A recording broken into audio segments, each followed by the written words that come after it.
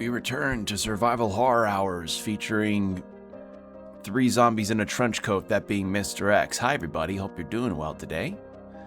I'm still on the mend for my pinched nerve, but I'm not as bad as I was for the past couple days. Like, I can actually move my arm up and down better, but unfortunately I still have problems turning my head and tilting my head up and down, so that's fun. But I'm doing alright, hope you're all doing okay too. I did just receive some very unfortunate news about a game that I mentioned before on the last stream regarding a one Amsterdam 1666, which apparently has is going to...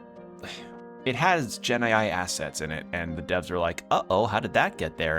And everybody's like, wow, Arc Raiders and Expedition 33 really fucked over the whole deal by just making it so like, oh, does your game have Gen AI in it now? You can just do the Eto Bleh thing and then take it out later. And it's like, such bullshit. But, you know, it's not bullshit. Resident Evil. We're playing more of it. We're playing more Resident Evil 2. And this time, I've remembered to turn on the console audio. Oops. So last we left off, we had gone through a good chunk of the Clair B story. Resident Evil. I'm trying to remember exactly where we were. I think we had just made it to the basement, if I remember right. Also, I guess if I were to, since I'm planning on doing all 4 campaigns, I want to probably ask about this question ahead of time. Oh right, we got the club key, so now we need to know where we're taking that. There was one club key door down there, and I think that's it for a lot of the exploration. I think I came back here because I wanted to develop the film. Yeah.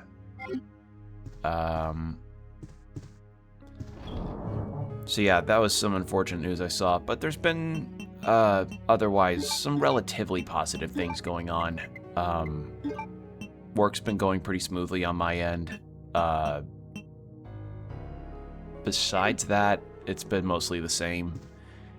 And I'm just kind of figuring out what I'm going to be getting this week for groceries and pacing out what I want to do for next week's meal prep. That's basically it.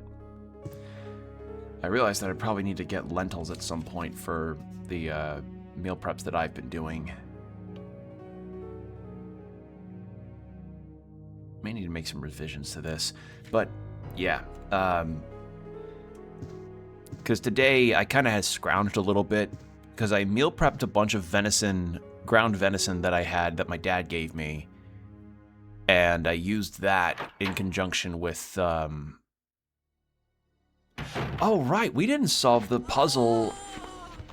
We didn't solve the puzzle that was in the upstairs part. Oh, we gotta go back there. Actually, wait, no, not this door. No, I don't want to go through this door. No, I don't want to go. No, no. We didn't do the puzzle that got us the cog in the. I think it's the East Wing. I almost forgot about that. That wouldn't have been good. Actually, should I?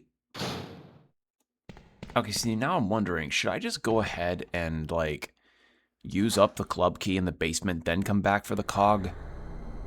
Actually, yes, I should, because then, if I go up and do the cog puzzle, I'll then drop down to the basement anyway, so fuck it. Let's go unlock that door.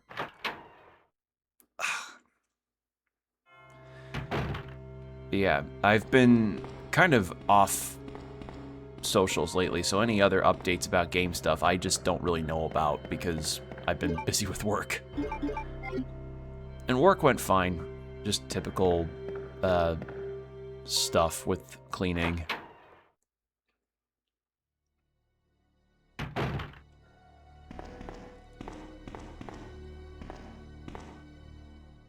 All right. So we get through there. Oh, I did start a new book. I started a new audiobook from T. Kingfisher. Well, I don't know how new this book is per se. I have to wait till the book's done for me to get copyright info on it, but it's a book that I've been really excited to start since I started listening to T. Kingfisher's stuff. It is... I just realized that I should probably heal up anyway. There we go.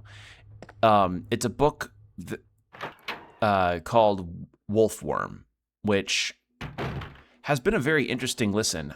Because T. Kingfisher, on top of doing fantasy, does also do horror stuff as well.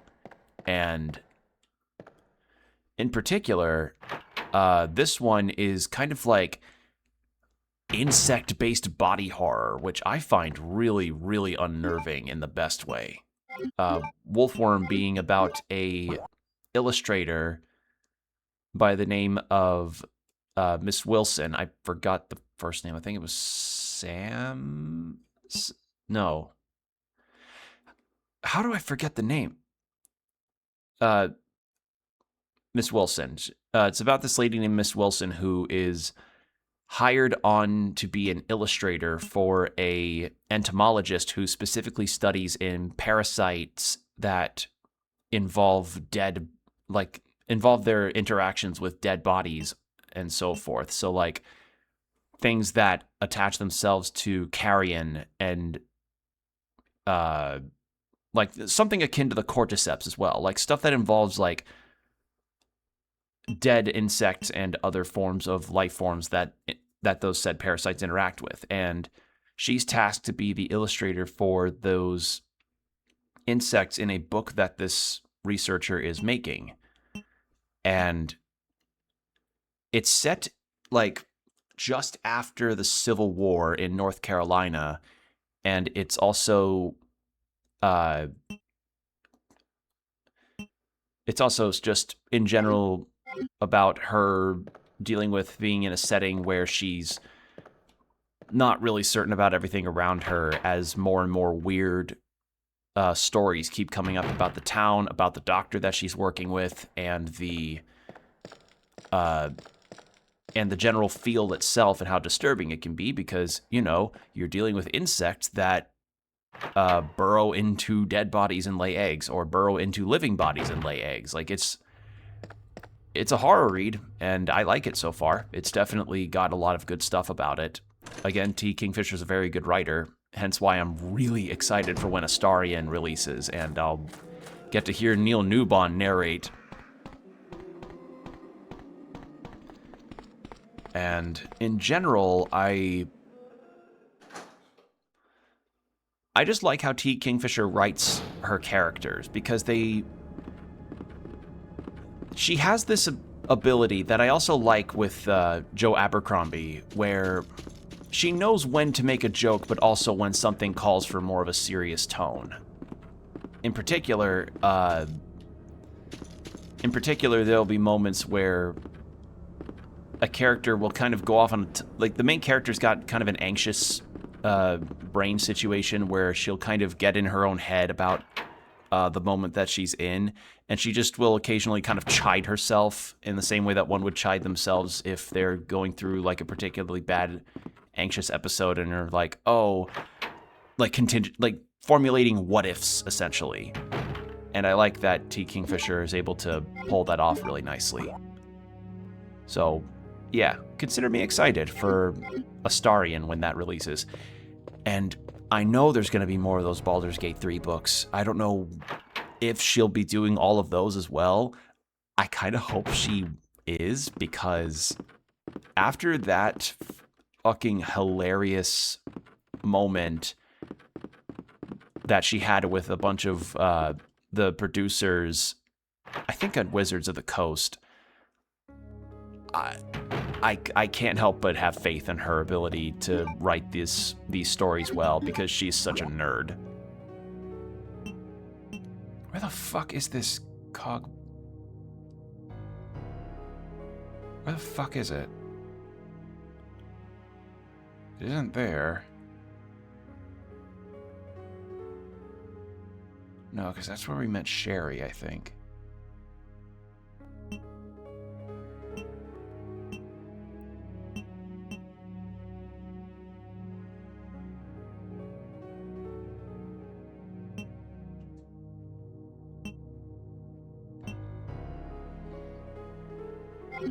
Hold on, let's go back. Can never remember where this room is. Maybe I unlocked it and like a dope I forgot exactly where it is. So yeah, that's been a pretty interesting listen because I also recently finished one of the other Mistborn books. So now I'm on T. Kingfisher's Wolfworm, and then after that, quite literally in the middle of me listening to this, I get a notification on my phone from Libby going like, "Hey, there's now a digital copy available of Lord of the Rings: The Two Towers available for you if you want to go ahead and borrow it." And I'm like, "Oh shit, hell yeah!" So I'll be listening to that next because something that I've been meaning to do for a while now is actually try out the Lord of the Rings books to see how different they are to the movies, because I adore the movies a whole lot, but I know that the films are not in totality accurate to the books. Not that... And I'm of the mind that usually in most adaptations, you shouldn't have to adhere to the source material one-to-one perfectly, because one, sometimes what works in a book or a comic or a manga doesn't quite work in, you know, live action, animation, or what have you. So I'm fine with some things getting cut and changed around or, you know, altered to some extent to match better with, like, the medium being told, or maybe they just don't think it fits well with the story, or if it's just a really innocuous thing. Something that I definitely noticed when I was listening to Fellowship of the Ring was that the movie version of Lord of the Rings Fellowship was far more about the urgency of the task at hand instead of building the world around it. It still left room for world building, but it kind of put more of the general danger of Sauron in your face. And just kind of made the immediacy of the threat known right off the bat. Like, for instance, I'll also point to Saruman. Saruman, he straight up is just, oh fuck. Saruman is mentioned more in passing in the book versus the movies because, oh my god. Because, in the books, that's given more time to allow the world to breathe a bit more and to add a bit more into the mystique of some of the characters that are talked about. Like, oh, Saruman's this great, powerful wizard, but at no point do you ever see him in Fellowship, whereas in Fellowship in the movie, no, he just straight up shows up at one point. Like, Gandalf goes to his tower, and you encounter him in his tower. And I think that might also be just... if I were a betting man, I think it might also be partially to assist with the language of cinema to be like, hey, like, we're not going to tell you that Saruman turns out to be working for Sauron. We're going to show it in, you know, Gandalf and Saruman having a big wizard duel. And I don't mind that. The wizard duel's cool, and it again puts more of the immediacy on the threat of the villains as opposed to the world at large first. But it's kind of like a do you prefer world building, or do you prefer a far more concise but very immediate story? That's the impression that I got from going through Fellowship in the book versus the movie. Because there's a whole prologue, like sections of the prologue dedicated to talking about the Hobbits as a people, their ability to be record keepers, and all of the other details. Like an entire section about Tom Bombadil, which I know is a point of contention for a lot of Lord of the Rings fans, but I'm gonna be honest, like, Tom Bombadil, while a cool inclusion to the world itself, really doesn't do anything for the story. Like, I can understand why they would cut Tom Bombadil, because I'm of the mind that if something does really feel like it doesn't have to be there for the general gist of the story, then fine. You know,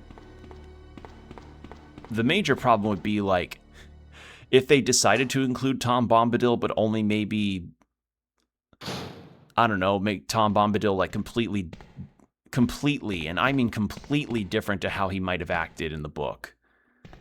Like, I understand character changes happen, but there have been some character changes that can happen in media that absolutely are a disservice to the character in question.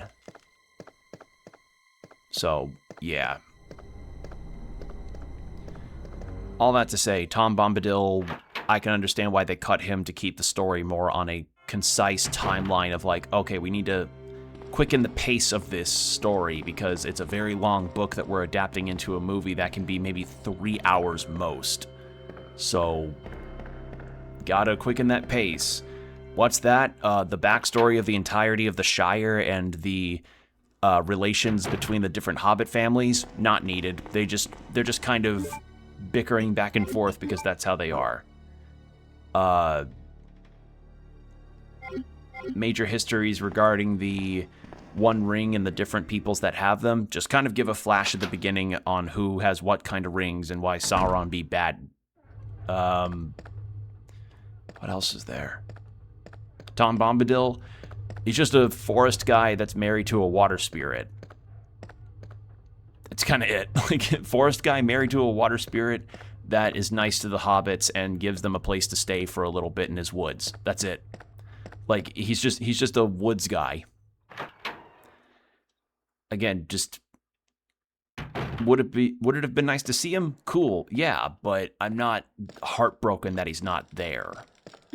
Where the fuck is this room? This is gonna bother the fuck out of me.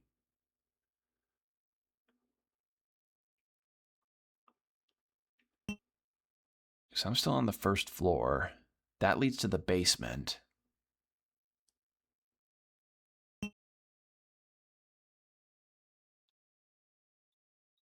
I can't remember where that room is anymore. Oh no. Because that stairwell on the left is the place that leads up to the library or close to it, because that's the Star's office. That leads to the second floor balcony. Irons' office, the hallway out of Irons' office, that weird display room. And it's not that, because that was where the helicopter crashed, and we already solved the puzzle with that, with getting the 2 gemstones. Getting the geode crystals slotted in. And then... was it?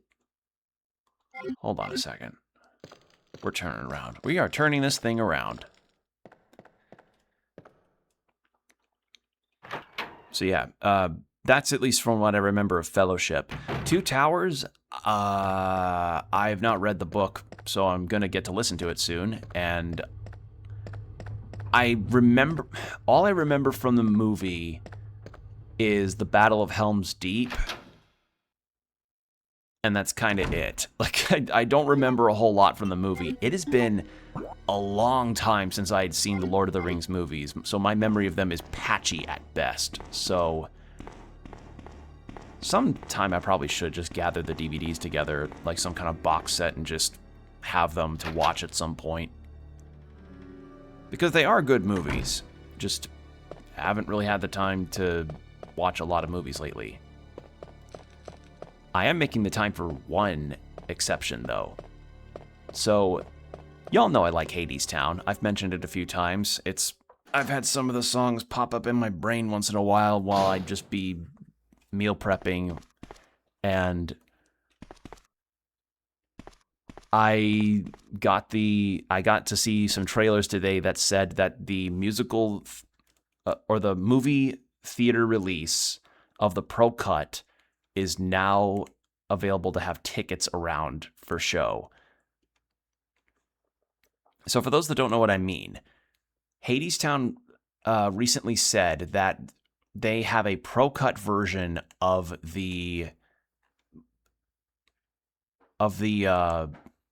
musical, which is essentially like a version of the stage play where Queen, King, and Jack. Okay. Where it's essentially a version of the musical that is just shot with, professional cameras done at different angles. And oh right, the lighter's a separate item I need to use. Oh. Well, time to go to a save room. So Pro Cut. Essentially, it's like a professionally cut version of the musical that has all sorts of different equipment used to take different shots on the camera of a stage production as opposed to a traditional movie. So that version of Hadestown is going to be distributed in movie theaters to watch on July 24th. And we just got the news today that tickets for that are now available on Fandango and whatever other ticketing site you may use to get to your movie theater. So I already bought my ticket because I would love to go see Hadestown on the big screen. And my dad actually just texted me to be like, hey, when and where is that? I want to go watch it. And so I told him about it. So maybe sometime around that Thursday, I'll be able to go see it with my family, which will be nice to do.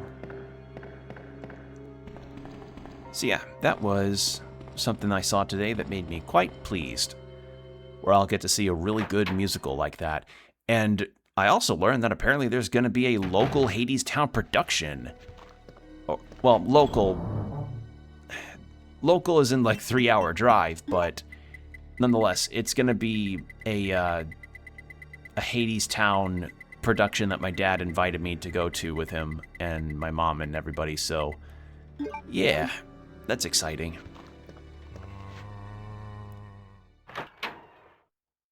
And there's other musicals that I do want to check out at some point that I hear some pretty good things about.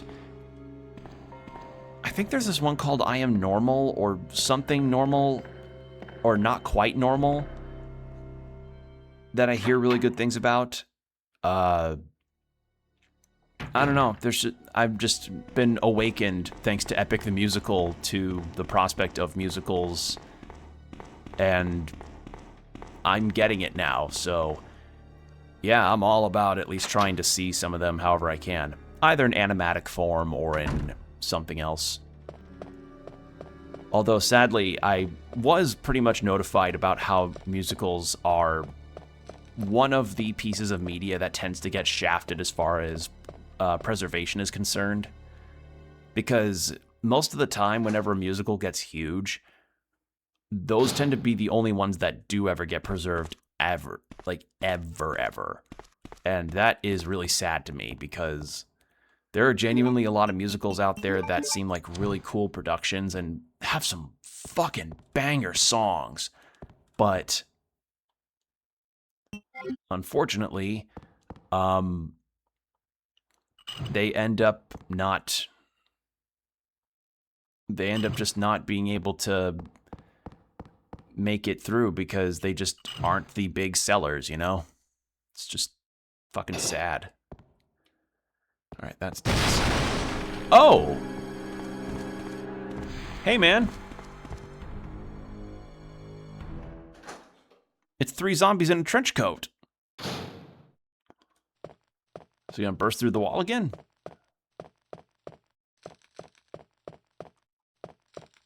No? Okay then. Never mind. Hello. I wonder.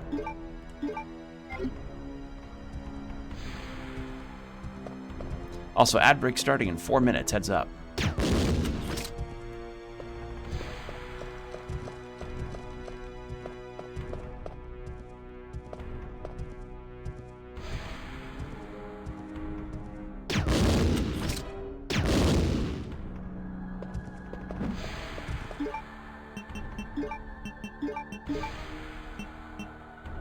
Actually,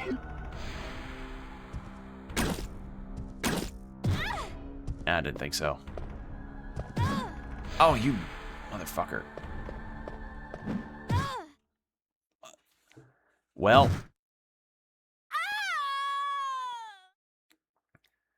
that was unexpected.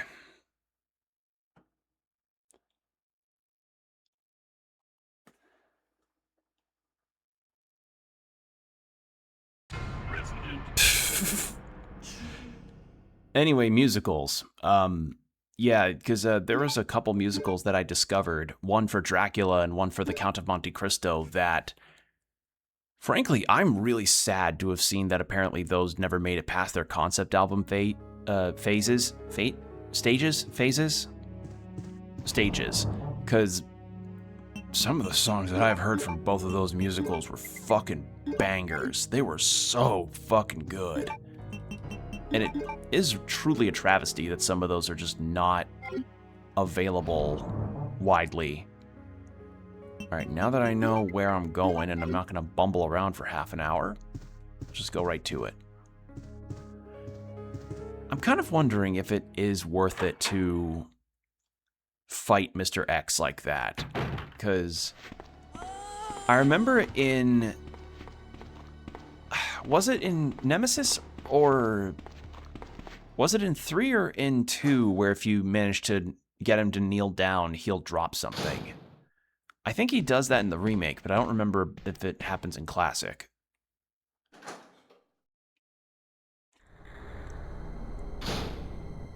But yeah, it kind of makes me wonder what other musicals that are out there that never made it out past their concept album stage to make it into any kind of major production. Because it's like, some of them do get stage productions, but they just unfortunately don't reach the same kind of acclaim and notoriety that, you know, either Hamilton or Hadestown ended up getting. Which is really unfortunate because, as I said, if you want to listen to some real bangers that are underrated, go listen to I Know Those Eyes / This Man Is Dead from The Count of Monte Cristo, and Finale There Will Always Be a Tomorrow from the Dracula musical. Fucking banger songs from that. Alright, let's go solve that puzzle again, and then we can... Actually, we're gonna light that fire, and then we're just gonna go ahead and, we're gonna light that fire and put the lighter back, and then we'll go solve this puzzle. There we go.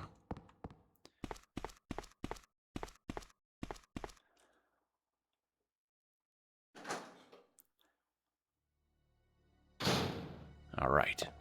And I think with that, we will go into our ad break about here. So, 3 minutes of ads with an hour of no pre-rolls after, so get hydrated, stretch, do whatever you need to do, and we will be right back. And we're back. Thank you for your patience. All right. So, we're going to put this lighter back in the storage. Try to get that cog. I'm kind of wondering if I should fight Mr. X. I feel like whatever he would drop just wouldn't be worth it considering the amount of ammo that I've got. Like, yeah. I think I'll hold off. I'll just try to avoid him. Alright. Let's go ahead and drop this off here. Grab that cog, and then we will be good to go.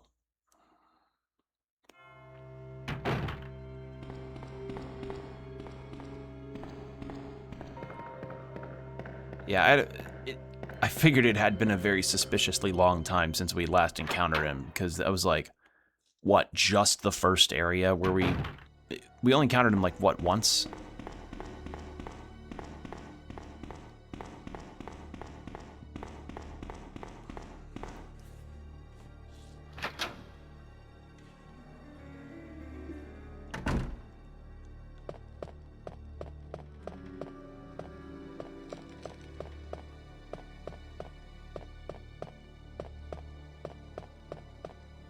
All right.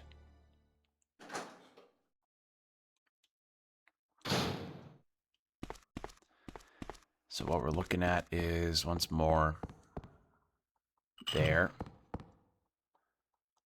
there, and there.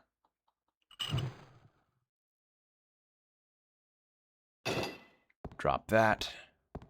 And then there he is. Hey, pal. No. Pick this up.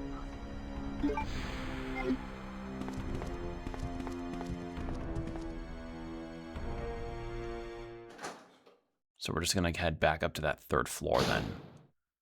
We'll be golden.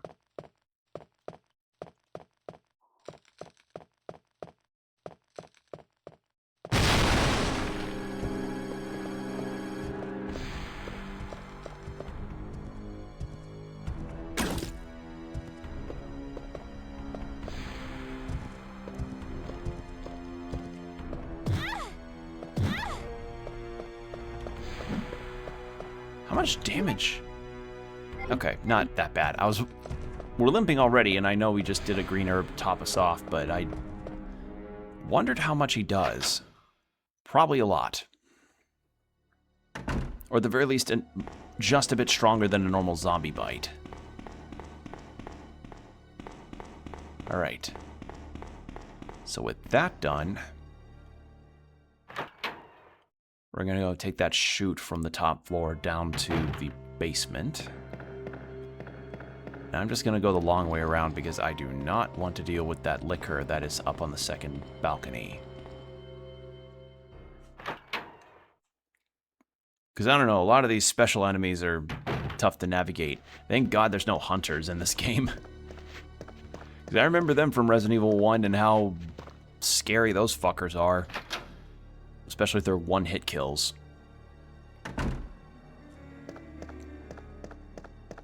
And you know, this could also count as a lot of practice for Code Veronica. Oh, fuck, I forgot about these guys.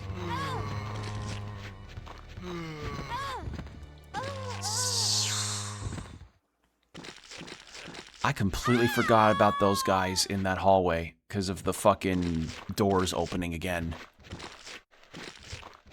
Well, let's run it back. God damn it. I forgot. Like, that's the reason I was avoiding him, and I forgot that in the first... Alright.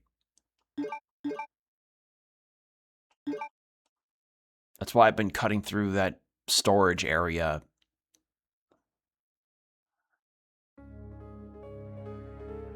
Okay. Let's not fuck up again. Instead, let's do this properly. First, we're gonna top off our health. Then, we're going to use this lighter.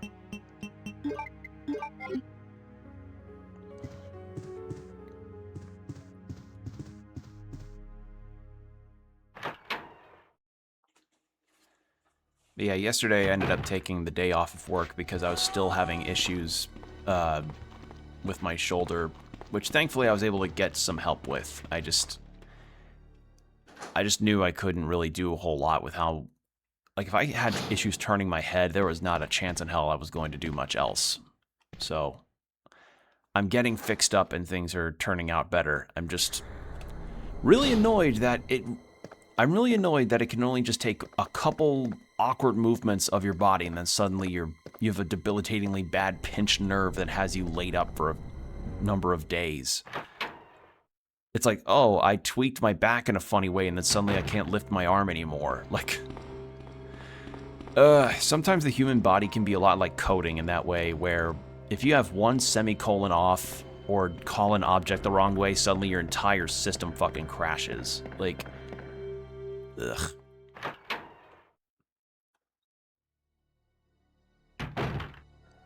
Okay, so...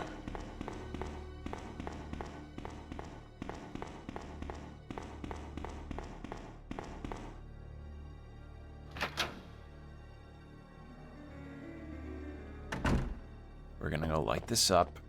And you know what? If we make it past him, I'm gonna go... Well, do I want to save? Since I know not to go down that route again, I'm just gonna not. Oh, so something funny that happened, just kind of a quirk that I encountered for the first time in this game ever. I was doing like a quick little session of Devil May Cry 5, just doing Bloody Palace stuff, because sometimes when I want to fill in time for a day, or if I just want to do something when the mood strikes me, I'll play some Devil May Cry 5 just to kind of wind down with some Nero or Dante or Virgil gameplay. And I encountered the darndest thing. I made it to the floor in Bloody Palace. I only went up to like floor 20 before I suspended because I just wanted a short session. But what happened was it was encountering these two lizard enemies, the one that do the rotational spin attacks. And when I knocked them down, something in the collision with them fucked up really horrendously, and they started like skidding across the arena, like just sliding, and I'm like, what the fuck happened there? That's the first time I've ever encountered a glitch like that in that game. Which is really hilarious, but I'm like, what the fuck? Such a hilarious little deal. Like, it's good to know that even in our year of 2026, or even games that are made and released around, what, the 7 years ago time frame, that we can still encounter hilarious glitches like that. Because Devil May Cry is not without its glitches that lead to funny moments. I remember in particular, there's this one glitch that can be done in 4 with Dante, where if you use Royal Guard in the air, I think, in a particular way, you can have Dante just glide across the arena. And that's used, I think, as like some kind of skill strat, where you can just catapult yourself across the arena, especially in the later difficulties when you are fucking swarmed with enemies. So, yeah, I mean, that's pretty cool. It's some of those little bits of magic in games that I wish could be preserved a bit more in terms of, you know, keeping the glitches in for funsies. Kind of like, you know, funnily enough, for a relevant topic, kind of like how in Ocarina of Time with the 3DS remake that came out back in, Jesus, 2011, Miyamoto was like, no, keep some of those glitches in there, because how nice would it be to keep that preservation of, like, you're playing it, then your friend goes, hey, did you know you could do this? I hope they keep those for the remake. If they could keep some of the speedrun strats and glitches that you can do in Ocarina of Time for the remake, I would be very pleased. I would be very pleased if they did that. All right.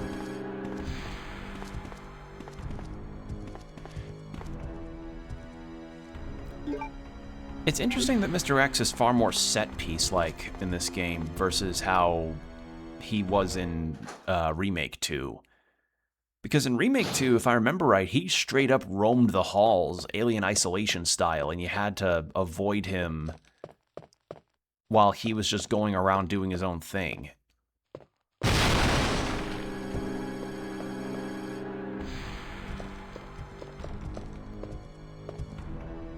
Alright, what if I entered this door? Does he go away?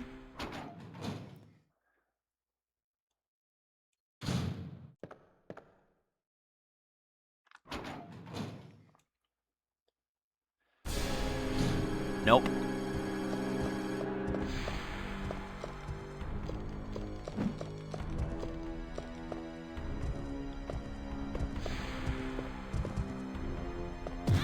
Son of a bitch. Well, worth a shot. Actually, so for survival horror games, I did recently watch a video that had me really interested in, or I saw a video of something that got my interest because it covered a franchise that I really like.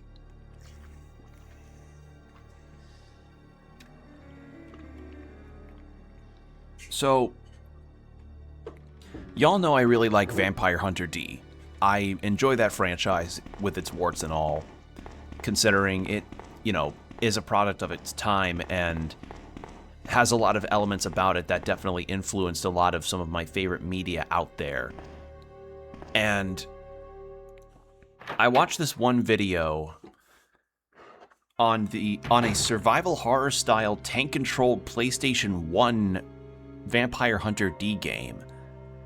Let me find the channel of the person that did it, because I honest to God would recommend the video. Where'd it go? It was like a little bit ago when I watched it. It was from Dungeon Chill, the mysterious Vampire Hunter DPS1 game. Honestly, a really great video that documents the history of Vampire Hunter D alongside talking about the PlayStation 1 game with its similarities to the movie that it's supposed to be based on, because that game is supposed to be based on the Bloodlust movie, and the Bloodlust movie is supposed to be based on Demon Chase,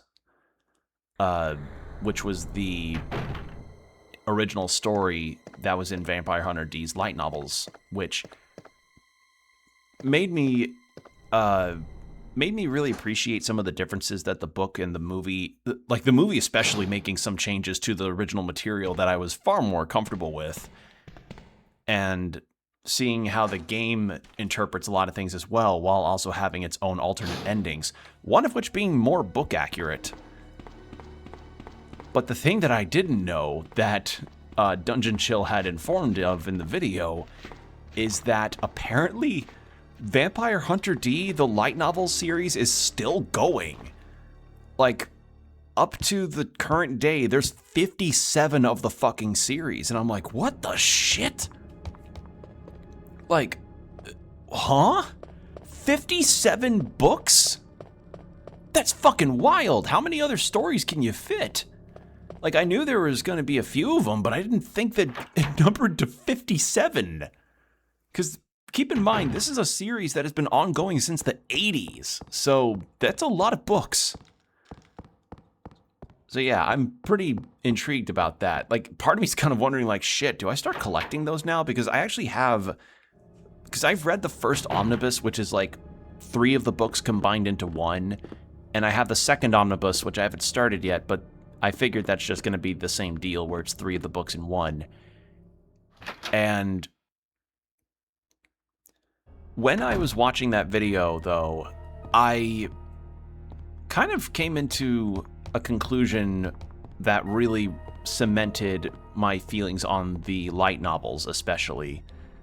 That I could not tell you thing one regarding the characters or the prose, like specific moments regarding that, because frankly, the prose and the writing of the Vampire Hunter D light novels, at least the ones I've read so far, are not the best.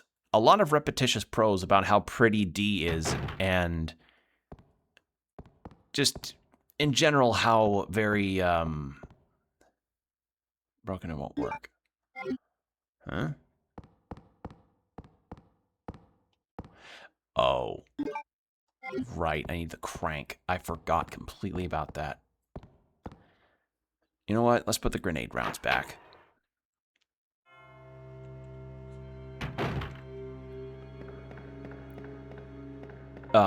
Essentially, the writing of Vampire Hunter D with its characters is very much like not its strong suit.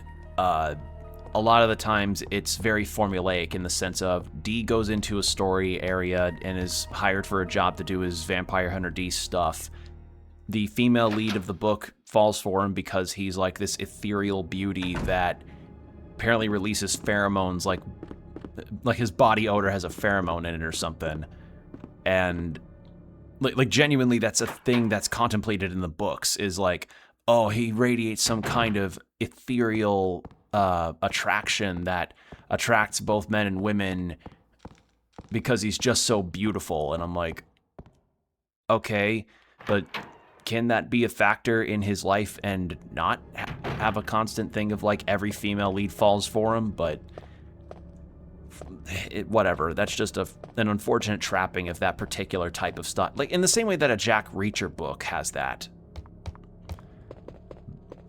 And you know, with some of the earlier books, they were also products of their time as far as like how some of the characters are written and how they act. And yeah, it's definitely got some parts in it where I would definitely throw up some content warnings.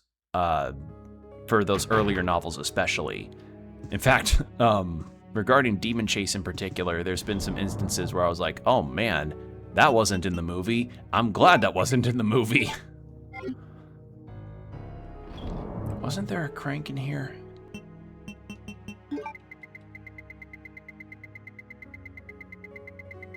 Did I not grab the crank?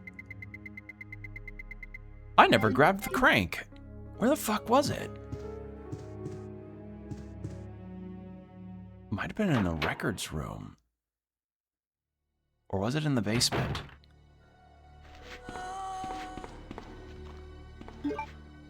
It's gotta be somewhere around here. How have I gone this long without finding the crank? Shit. Where was it? That's where the fireplace was. Okay, no, I know where it is. Alright, I gotta work backwards here. It looks like I am gonna have to use my grenade rounds, maybe. So yeah, like, thing one about the writing and some of the characters, aside from, like, a couple standouts, I couldn't tell you thing one about some of the books in terms of their lore, or in terms of, like, the characters and the writing with those. What I can tell you about, though, and the thing that I'd say Vampire Hunter D does the best, is that it has some absolutely fascinating world building.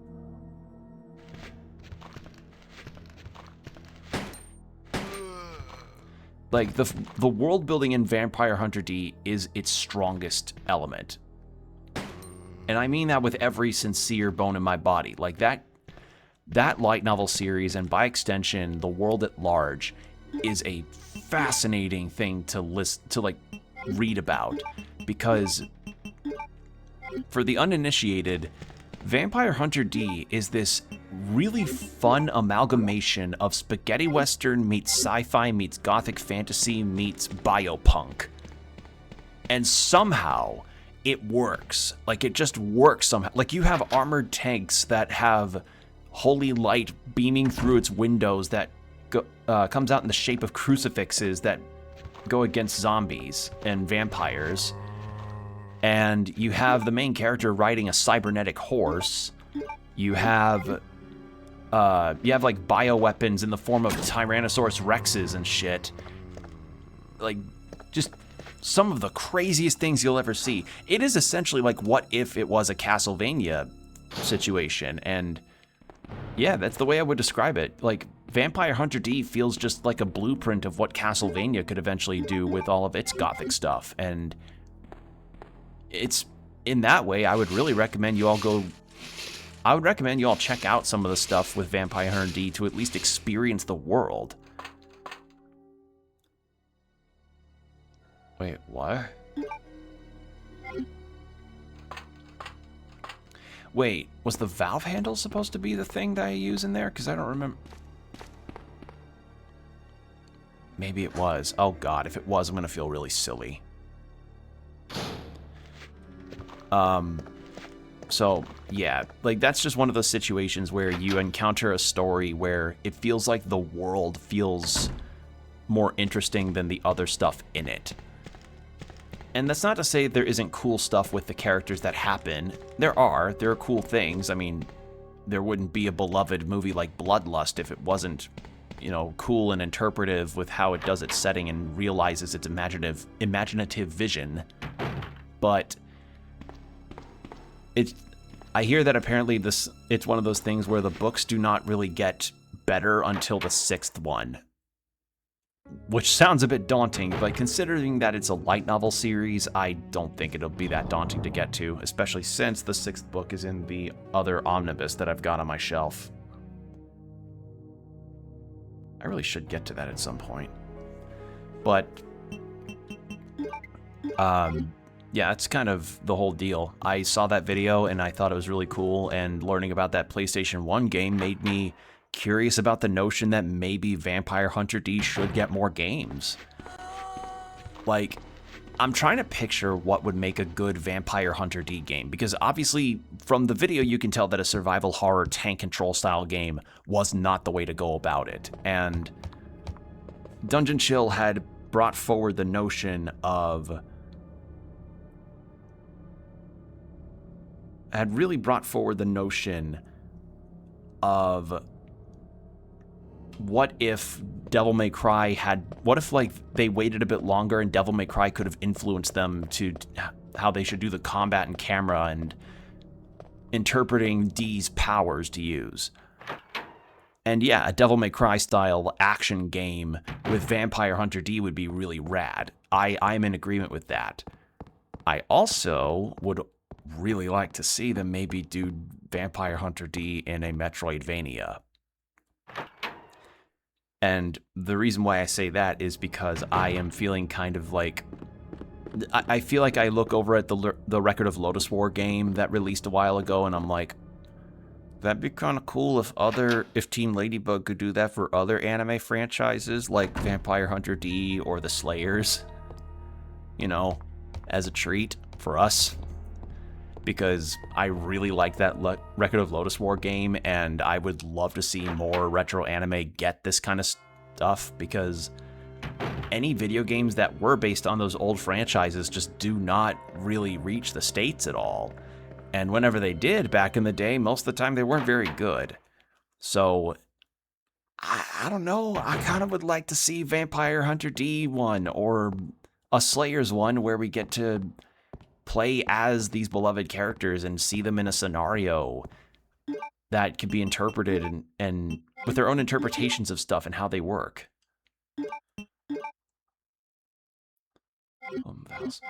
Okay, so not this. Where is the crank in Clair B? So I do need the crank. I don't know where it is. Where the fuck is the crank? I don't remember where it is.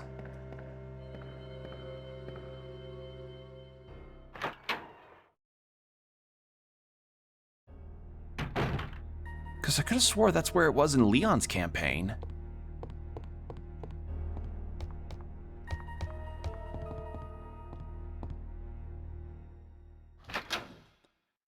Where the fuck is it? This is gonna bug the shit out of me.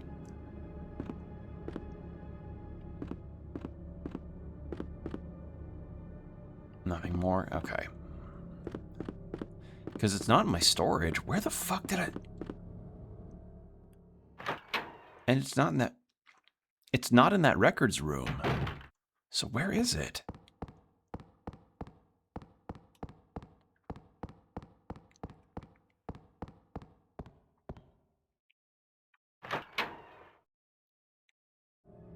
I'm gonna try searching that room again, babe.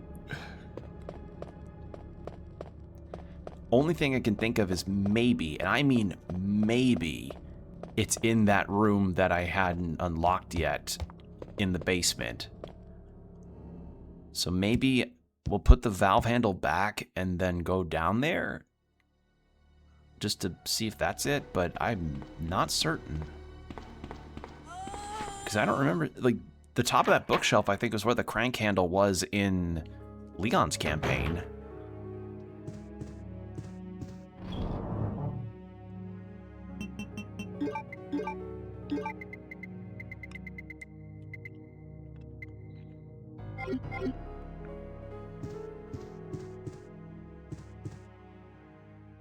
I guess we'll go check it.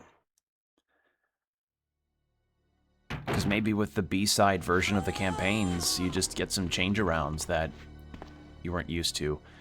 Kind of makes me wonder what might be different with Clair A versus Leon B.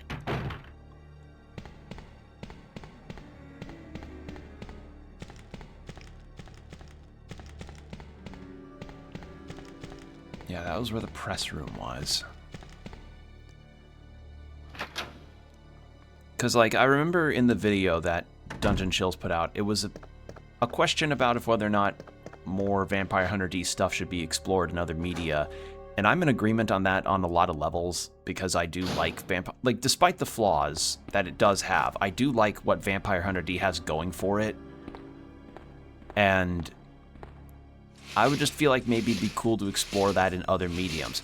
Like, imagine if, by some bizarre measure, we got a Vampire Hunter D series or movie in our Lord in year 2026 that maybe could adapt another one of the light novel stories. I don't know which one would be a good one to do is the question, because I have not read past the books I've already gone through. I want to, but it just hasn't happened yet.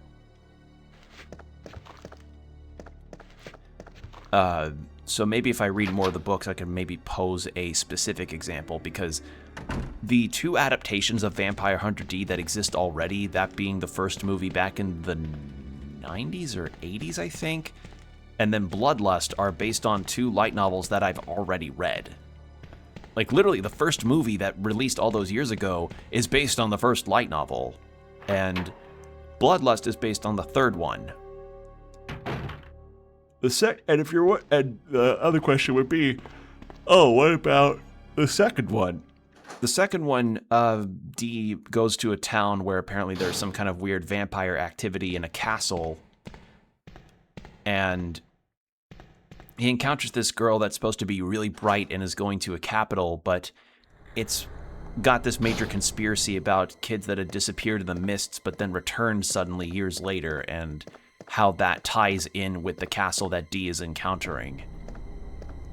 So, yeah, and that ends up having its own involvement with all kinds of weird biopunk and science stuff, which, again, is one of the fascinating things about Vampire Hunter D, is its combination of doing biopunk with gothic fantasy meets sci-fi and spaghetti western. It is not a four-piece pie chart that I ever thought would work somehow in a setting, but it does here.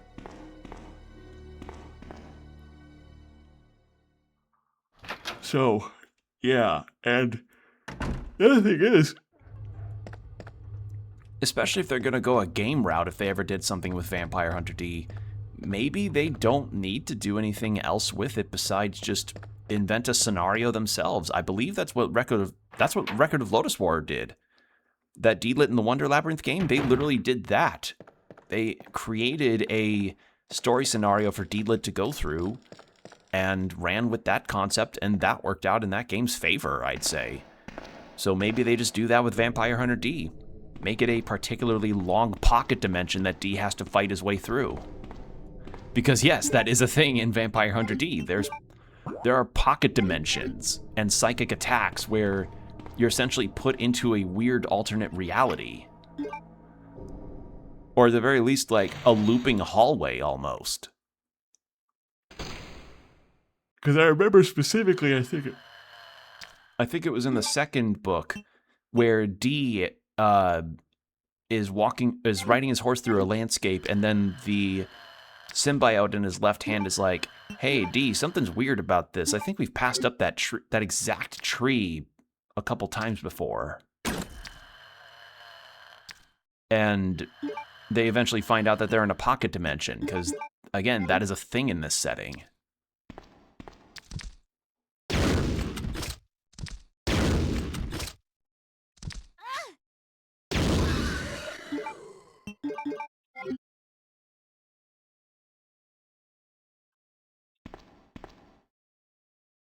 All right, they're both dead. Cool.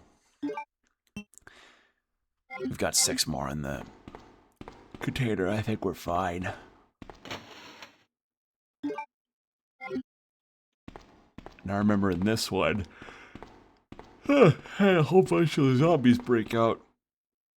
Oh, excuse me. I don't know why I started yawning. Because that was the morgue. And I think it was down here that we used the key card.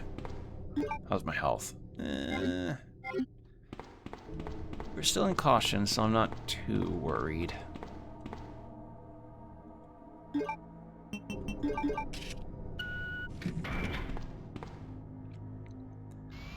Alright, and if I remember right, I left a submachine gun in here for Clair. Ooh, handgun ammo. Ooh, grenade rounds.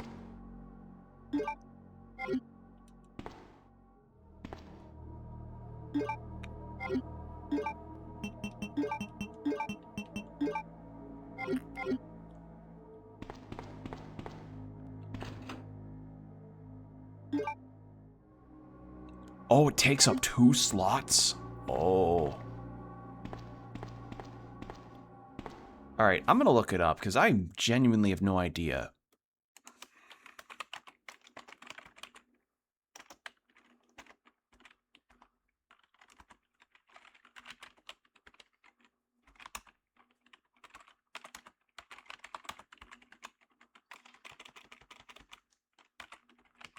Because I might have passed it up and I just don't remember because it's been a minute. Alright, Square Crank, Resident Evil 2.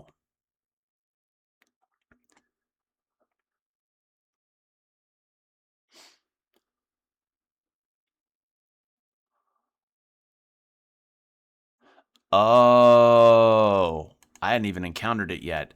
Okay, because I remember I found it in Leon A way earlier. Okay. Well, now I know. Oops. Alright, well, we're gonna go put an item away and then we'll go... What do we put away? Why don't we put away the bolt gun? It's not like I really got many bolts to start with. Alright, so we're gonna go put that away and then we'll go get the crank handle from the dog kennels.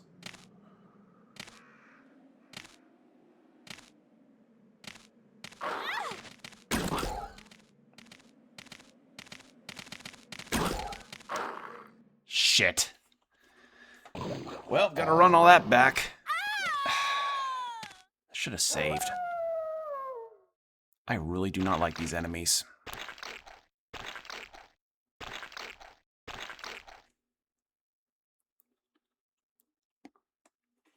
Resident Evil 2. Alright, well, now that I know all this stuff, we can get through this a lot faster. Yeah, most of my deaths have been due to enemies that I just am not really that prepared for. Or at the very least, ones that I just have a hard time hitting due to the hitboxes of the enemies being awkward in this gameplay style. Alright, and then we're gonna go ahead and just top ourselves off. After we top ourselves off,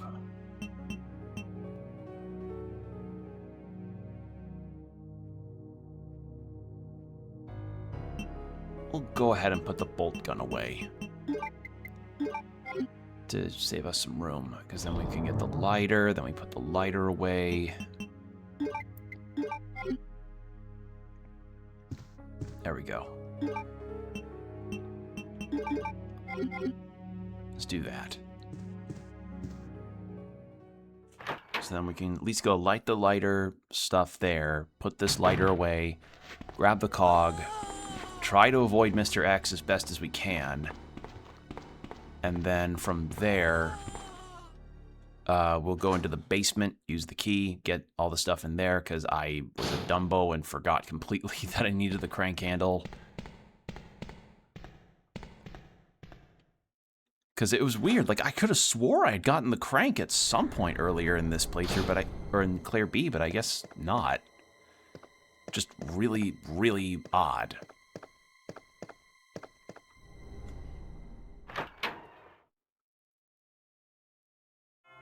Holy shit, I just got a notification on the weather. It's supposed to rain like crazy.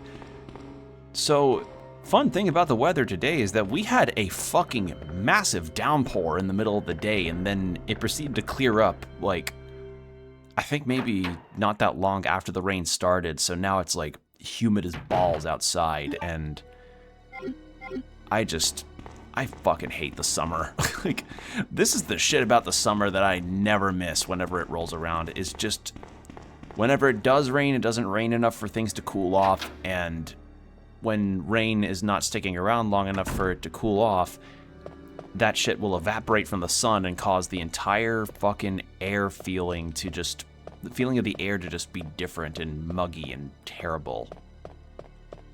It's the shit that made me never miss leaving Texas. Like, I I don't miss Texas summers in any capacity. Like, ever since I moved, whenever, you know, whenever I had informed people that I used to live in Texas, they would go like, "Oh, what'd you move up here for?" And I was like, "Oh, what'd you move to this area for?" And I'm like, "Well, I did not want to deal with triple degree summers that were humid and horrible anymore, to start. There's a myriad of other reasons, but I don't think I'd want to keep people for that long." So, yeah, I just, like, they were fucking terrible, because I lived around the Houston and Galveston area, which meant that it was, like, that was a particularly horrible level of mugginess that I just could not fucking handle anymore. Like, genuinely.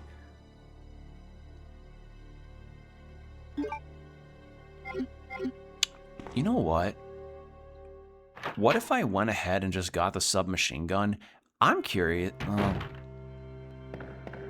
Is the submachine gun like Claire's equivalent of the Magnum in Leon's playthrough? Because I don't think we got the Magnum when we went into that room that we got it from in Leon A. Because I'm wondering if I could down Mr. X with that. Because the problem with Mr. X is that he brought me down to caution just from a couple whacks. We'll have to see.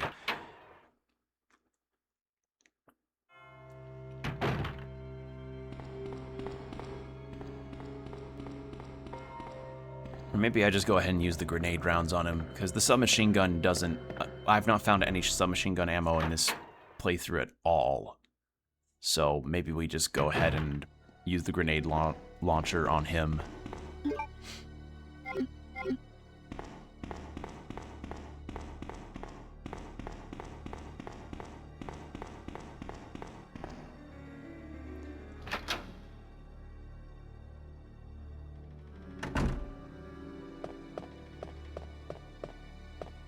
Because I don't want to lose a bunch of health to this asshole. And I am curious about how many rounds of the grenade launcher it takes to knock him down.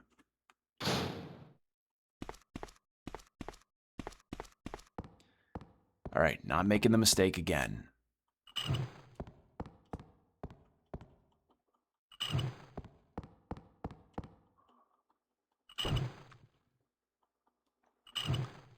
Wait, no. Can I turn that off? Shit, I forgot the order. I did that in the very wrong way.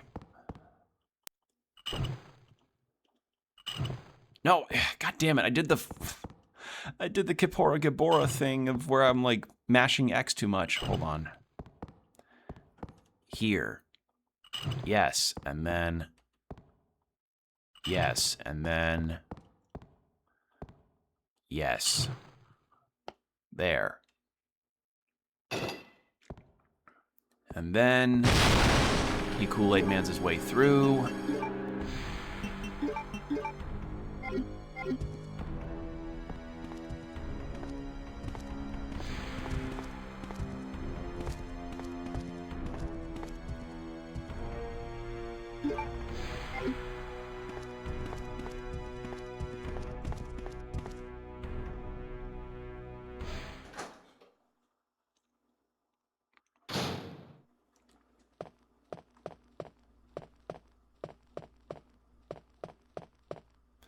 And then another Kool-Aid moment.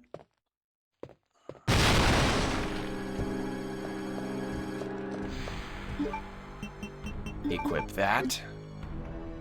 All right, let's see how this works.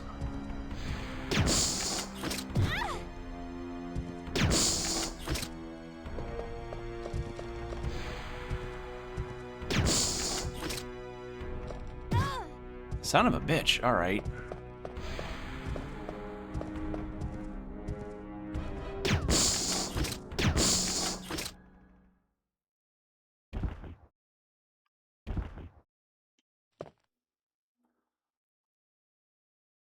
Oh, more bowgun bolts. Oh, that's a lot of bowgun bolts. Okay, that was worth it. Hell yeah.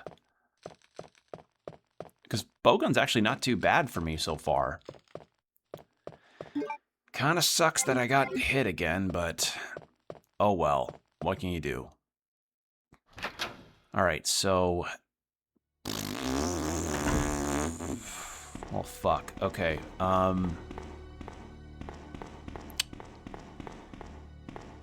we're not gonna need the cog for a minute because, again, it's, the crank is at the basement, so...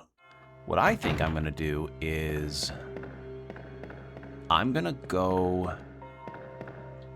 put this cog away... and then grab the green herb stuff that's in... Oh. If I get hit again, I'll need to heal. Oh, you motherfucker. Literally as I say it. Okay, well... we gotta heal. I really should have killed this guy. Why is he in here? Okay, so then we're gonna need... Yeah. I see my process now. We're just gonna use the club key, get rid of the club key, grab the key card after we take care of those 2 lickers that are in the mortuary area, then grab that to take it to the other door, then we get a whole bunch of fucking ammo, and then we're going to use... Then we're gonna grab the submachine gun, come back, or rather, we're gonna go into the kennels then, grab the crank. Actually, wait. No. No, that won't work because I won't have room.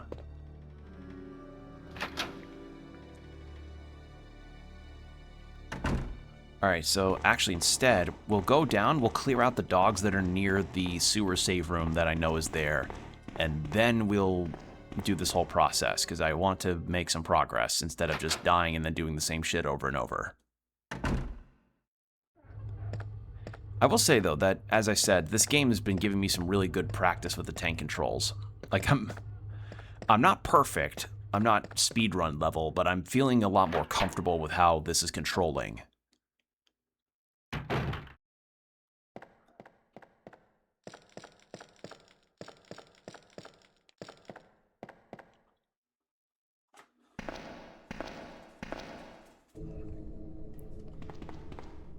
All right. Going here.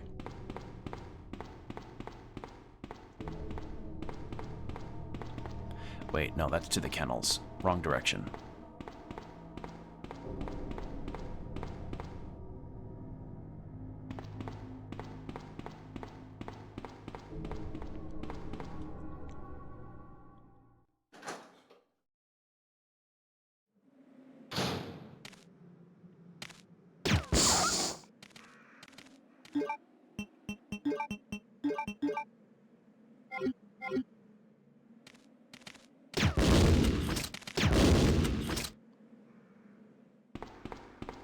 Okay, 1 grenade shot.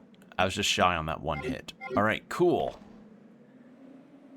And we're gonna get the bolt gun out since we have a fuck ton of ammo from that. Since we got those from Mr. X.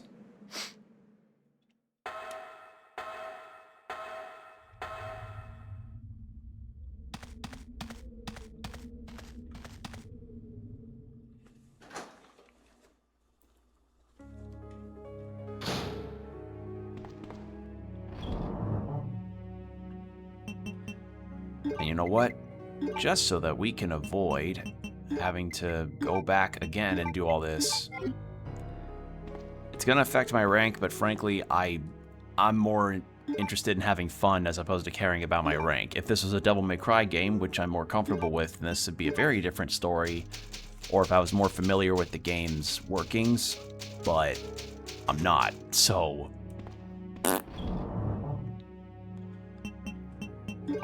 Because I do understand that there have been people that can be very anal about this game. But that can honestly be almost any game with any kind of dedicated fan base. Like, I've talked about it before, but there have been instances of games that have overwhelmingly positive fan bases that, or overwhelmingly positive reception, having fan bases that can be very invasive to the experience when it comes to having new people play their games. Or play the game that has them, you know, as like the cornerstone. For instance, like remembering the time where Markiplier had to stop his Undertale No Mercy run because people were really not liking the No Mercy run at all and they were just really being vitriolic and awful to him. Like that kind of situation.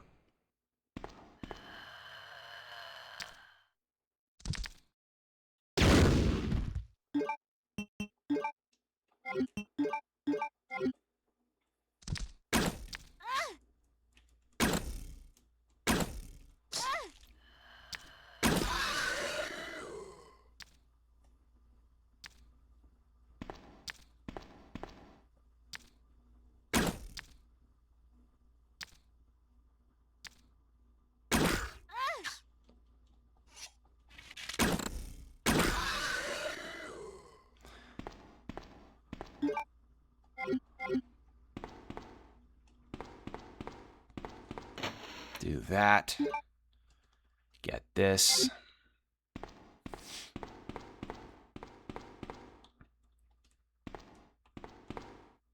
I would love it if these guys dropped some kind of healing item, but I guess not.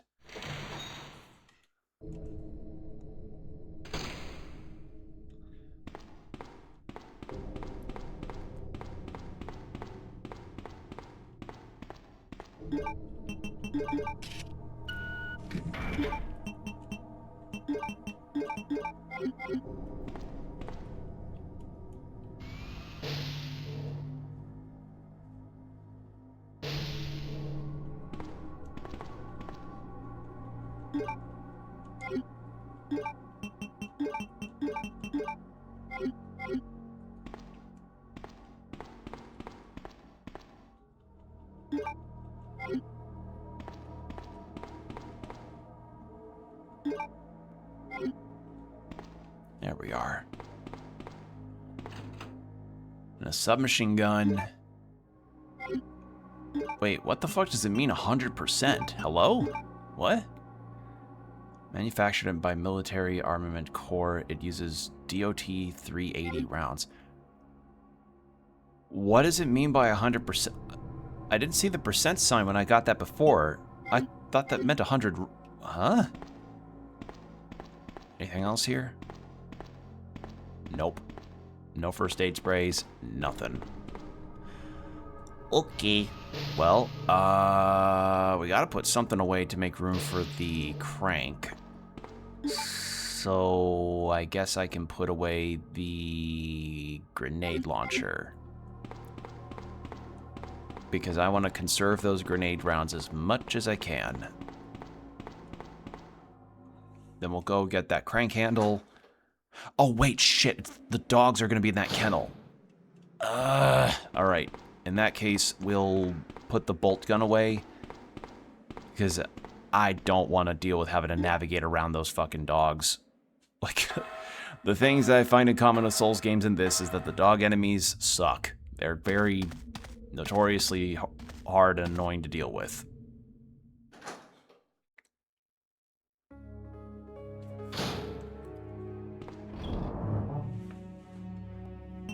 Okay, and then we'll put this up.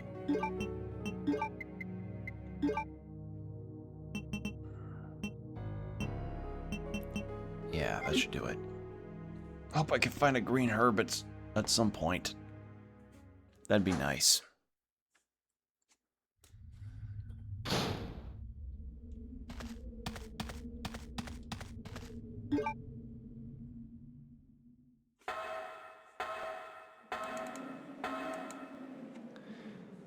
And yeah, judging by what everybody else is saying about the weather is that it's just really weird and shit weather for everyone right now.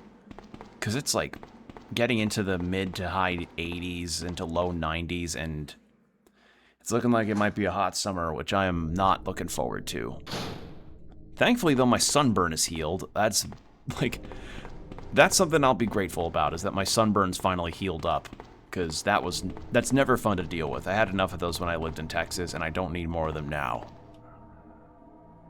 Also, ad break starting in 5 minutes, heads up.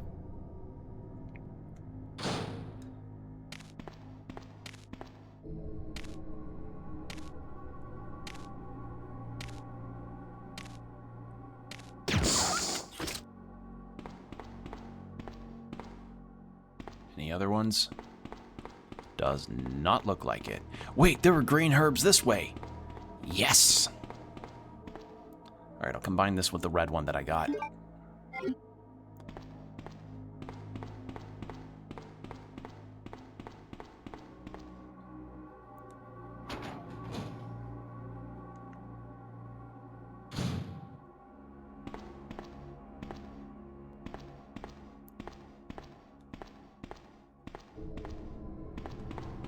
Actually, wait. Okay, yeah, we have been here. Because then we enter this room, and then it's the dude that birthed the thing that we fought as Leon. Yeah. And there wasn't anything in the cells here. Not here.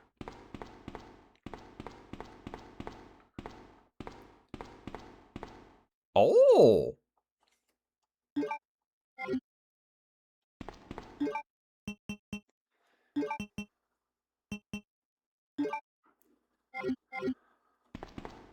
I have an idea. What if we did this? And then we did this, then we can get the red herb out of our storage and combine that. Yeah, that'll work. When we get to it, though. God, that's so weird.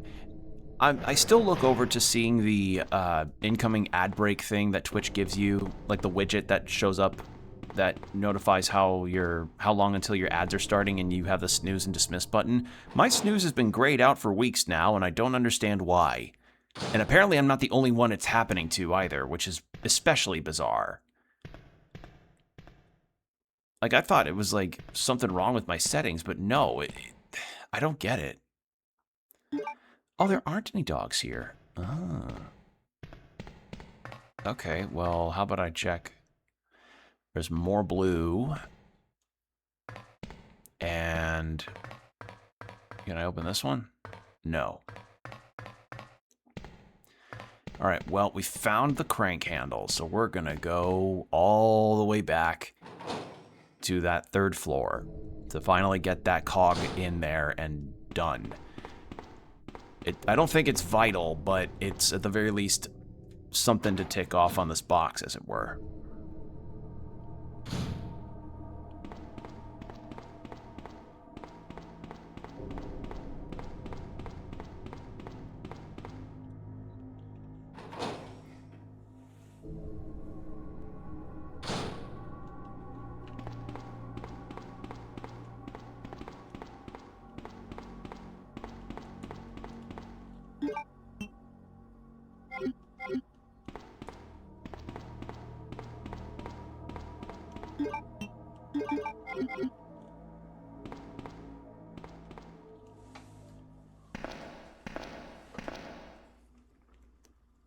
Alright, hopefully Mr. Axe doesn't decide to just burst through another wall on me. God, it's hot in my room. I'm gonna have to turn on the AC again after stream's done.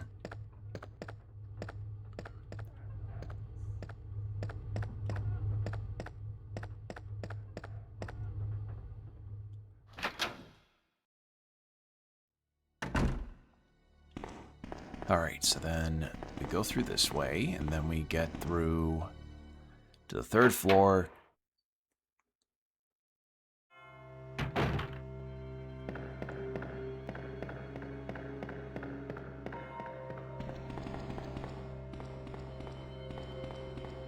Should also put away this healing item, just so I can at least have both out.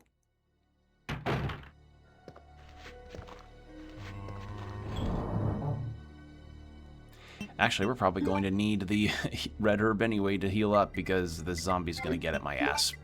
I got too close. Alright, I'm just about done with this shithead. But the ad break's about to start, so 3 minutes and an hour of no pre-rolls, so hydrate, stretch, do whatever you need to do, and we'll be right back. And we're back. Thank you for your patience. Alright, I'm hydrated. I am gonna... Okay, we're actually not too bad health-wise, but...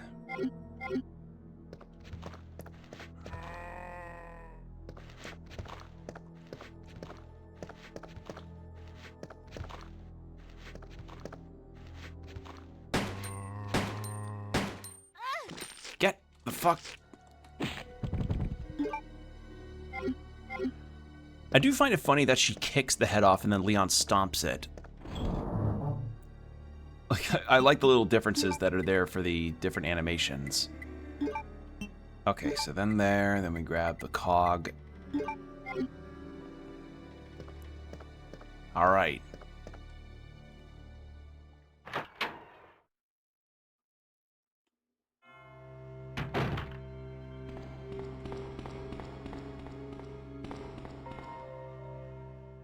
So we're gonna go down this way because I don't want to go down the other hallway I ended up unleashing zombies in.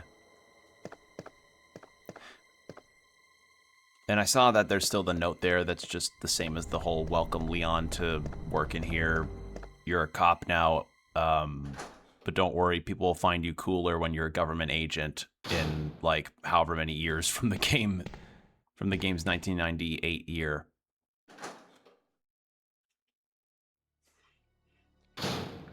Don't, like, imagine that as welcome note. Like, don't worry, Leon, you may be a cop now, but soon you'll be a super cool agent guy that drives a really, really cool car. What was it? Was it a Ferrari or was it a different car that was in Requiem? I don't know which one. I haven't played RE Requiem yet.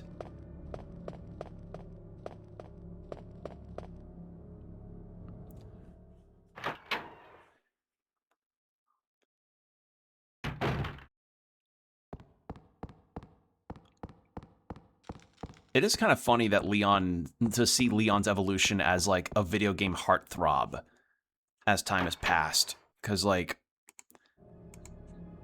I don't remember Leon ever having any kind of thirst stuff about him until after, I guess, Resident Evil 4 Remake. Because that was the point where Leon's no longer a cop, thank God. And people can be like, oh yeah, he's so cool, he does the kickflips and the one-liners and the suplexes. Actually, wait, can Leon still suplex in Requiem? Or is he not able to? Does that hurt his back?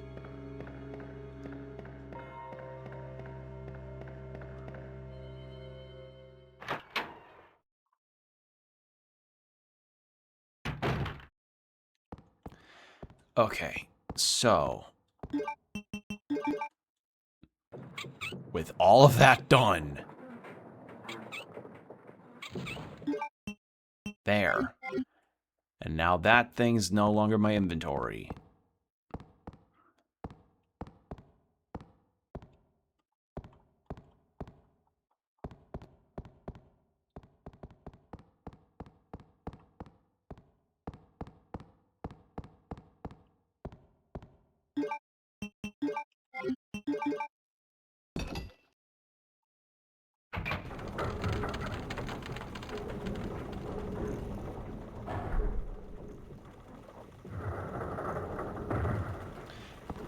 What is with these pieces? They look like the Yu-Gi-Oh card pieces that they made.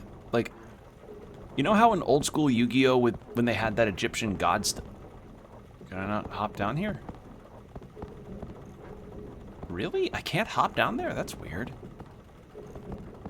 Oh, wait. Maybe it's because they are going to have another Mr. X moment. Wouldn't put it past them. No? Okay. So I guess I gotta go the long way back. Huh. Alright then.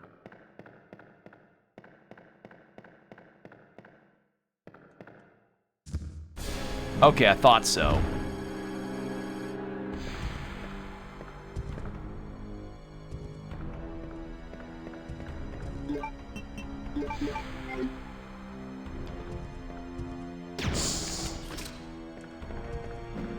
Okay, I just wasted a round, but that's fine. I didn't realize I had that much space. Thanks for the bolt rounds earlier. I was wondering, because, like, there was no music, so I was like, okay, surely. There's gotta be something.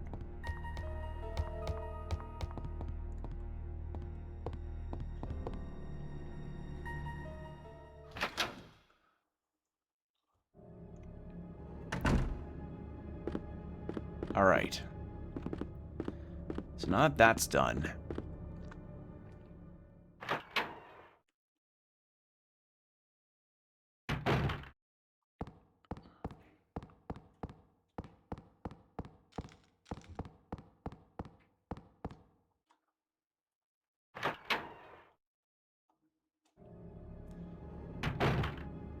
You know, part of me does kind of wonder if whether or not, like, the loading zones through loading hallways or loading zones via doorways like this old style are more preferable. Like, which one would y'all prefer?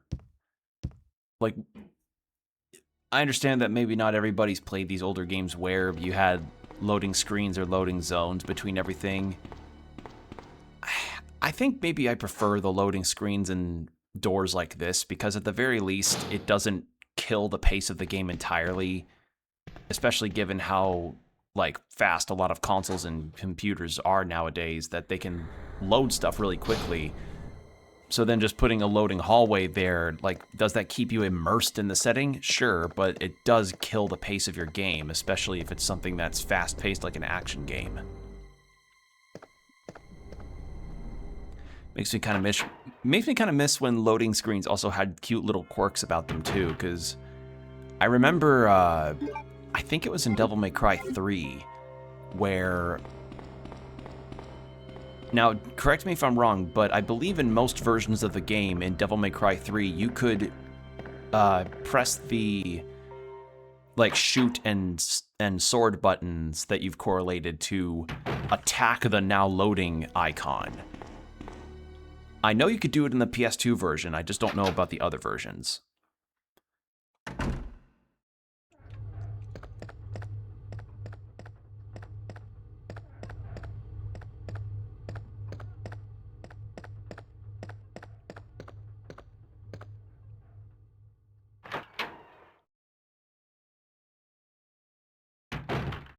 All right, now that we have that,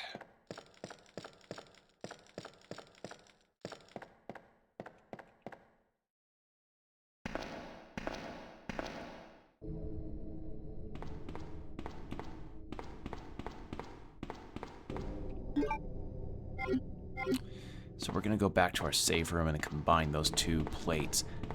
They've got to be important for something. Wrong direction.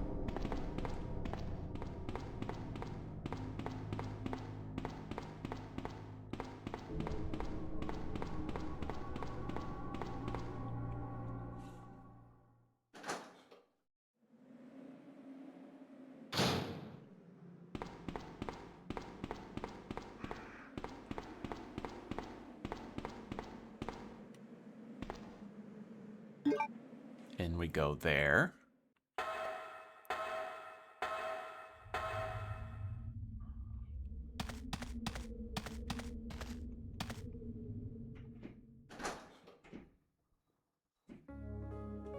All right.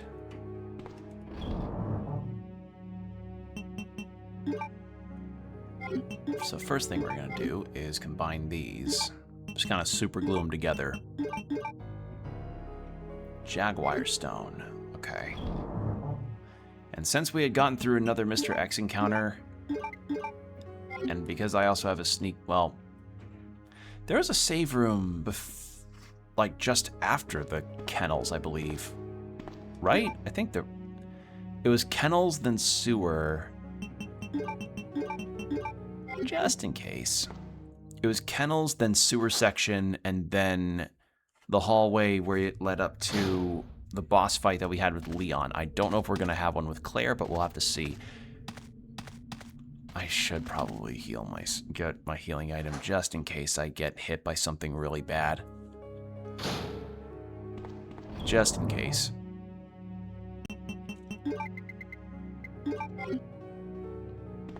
There we go.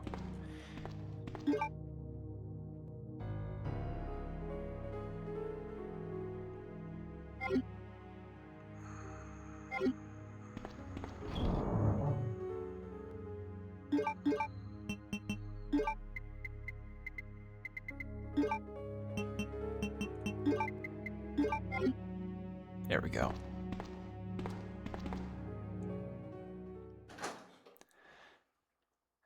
I don't know where else I'm going to find more submachine gun ammo, so I'm going to save that for later. All right. With all that done, now let's move on.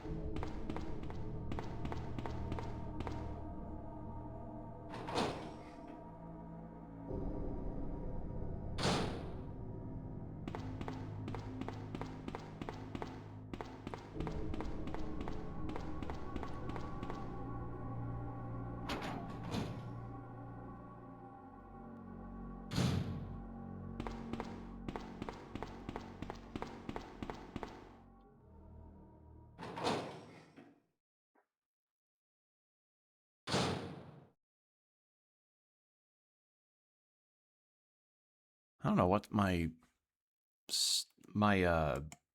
software must be picking up. Because there was no noises. Maybe it's probably catching some background noises from my apartment. Yeah, that's the thing, is that living in an apartment, you likely deal with background noise. I turned to the right and I saw that my model's mouth was moving, and I'm like, I'm not saying shit. What the hell? It's possible for me to open it. What? But it's firmly closed. Is it possible?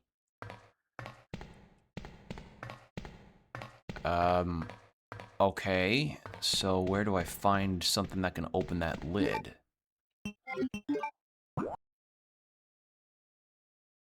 Because that was open in the basement there. We never received a tool that let us open that. Huh.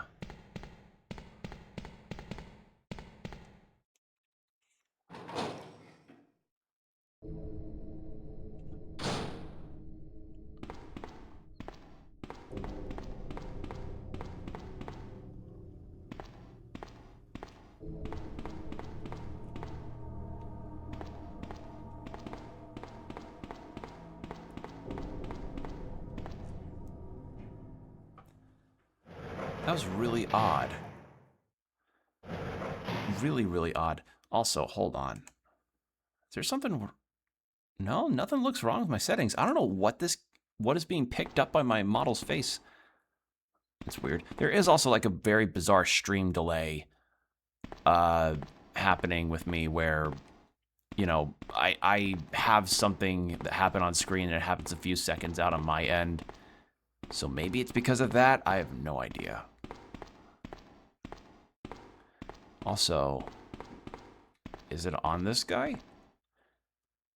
Body's been torn apart. Something appears to have burst out from inside. Nope. Anything on the shelf here? No. Okay, so I need the tool to open the sewer manhole, but I don't know where that is. Is the lock appears to be open. It's not on this guy. And it wasn't in that, it was not in there. And we still have those those stones that we got, but I don't know what the fuck to do with those yet.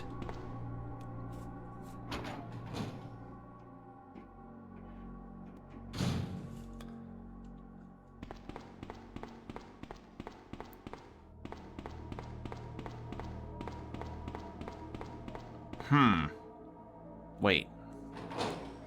No, that was just a sign. Thought I saw something. Okay.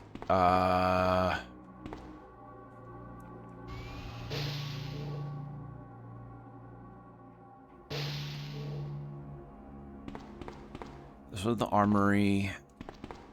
Didn't have anything else here besides the guns that we got. Yeah, nothing. There was nothing in the morgue.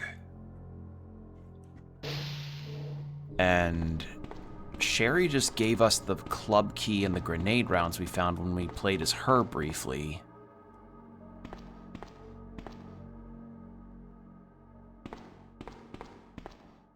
Is there another spot that I missed up here?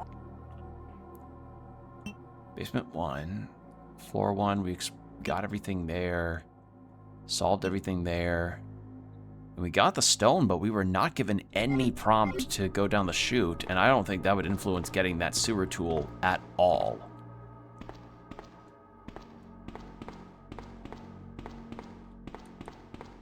So what the hell? Where is it?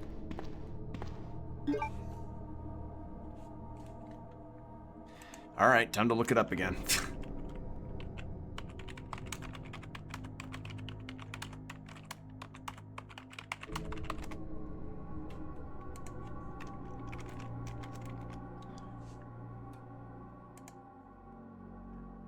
No, remake. Class...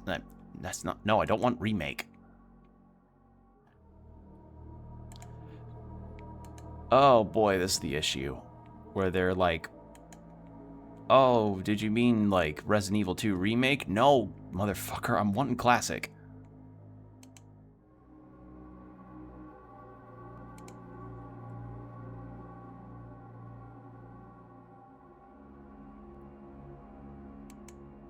Unless maybe it's... I don't go through the sewers, but then why would it let me go into this area?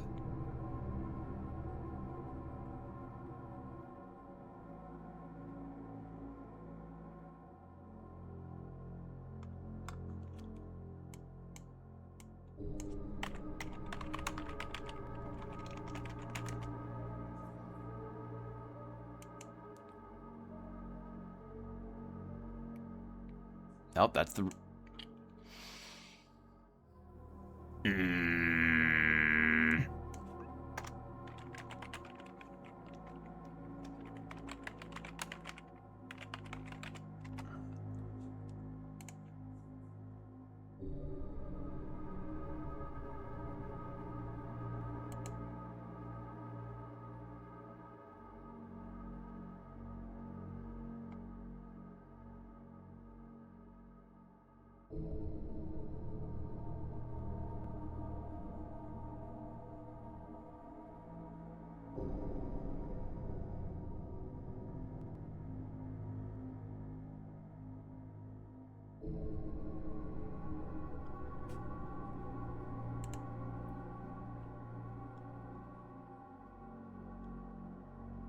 in the holding cell. But that's in Leon. What about Claire? Huh? Okay, maybe I don't find it with her? Oh, let me check my inventory just to make sure if I don't already have it. Because it says in the holding cell, but that's in Leon's campaign. Or in Leon A, rather. So I'm very confused here. Also, that's not what I meant. Oh.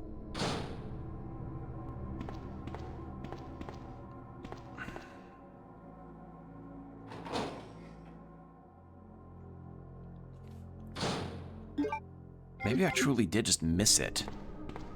I mean, I need to save anyway, so this is a good opportunity to do so. I'm just really confused because I have not encountered it once at all in this whole thing. Very odd. Very, very odd. I see nothing on the ground that sticks out.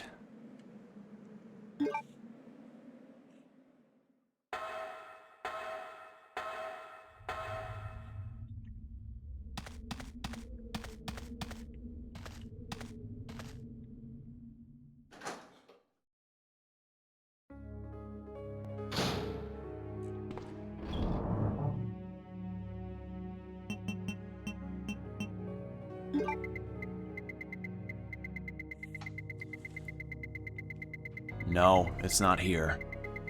And Claire can't pull a Kiryu and just lift it on her own. That's so strange. All right, we'll go check again to see if maybe I missed it because it was in a very obscured area of the ground, but...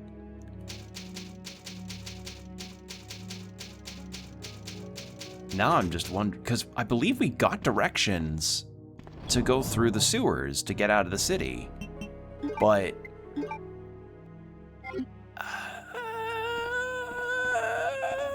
I don't know where the hell this thing is.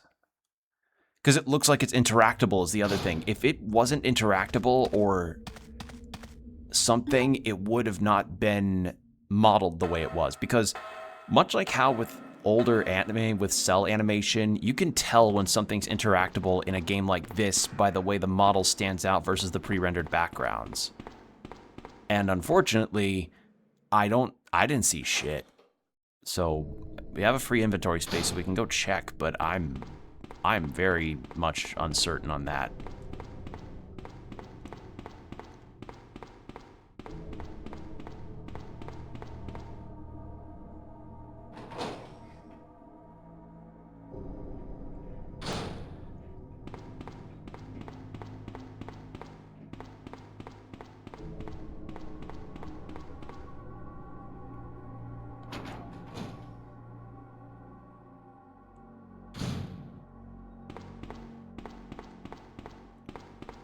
All right, holding cells.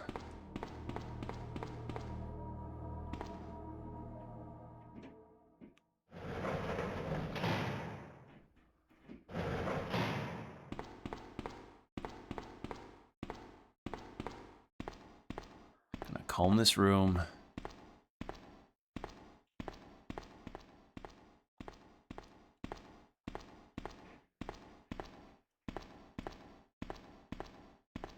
No, I don't see it.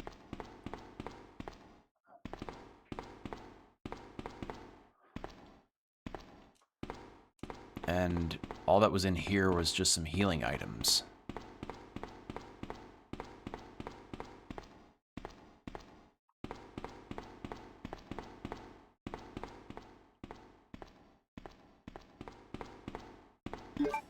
Hold on.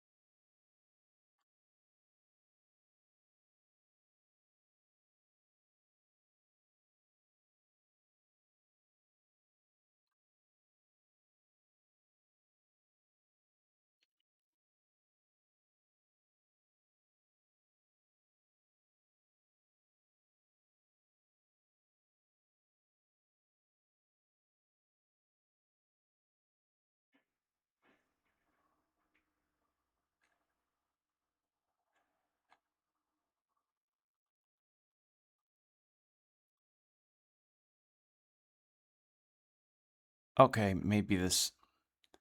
Nope, that's for fucking remake again. God damn it. All right.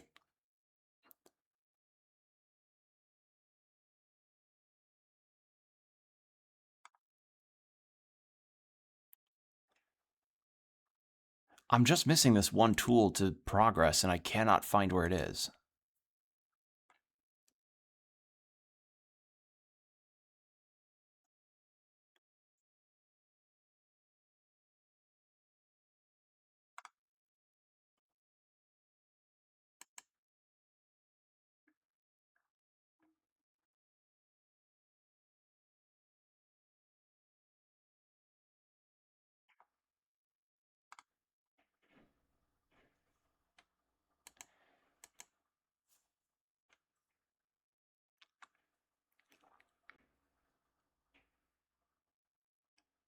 I cannot find this. I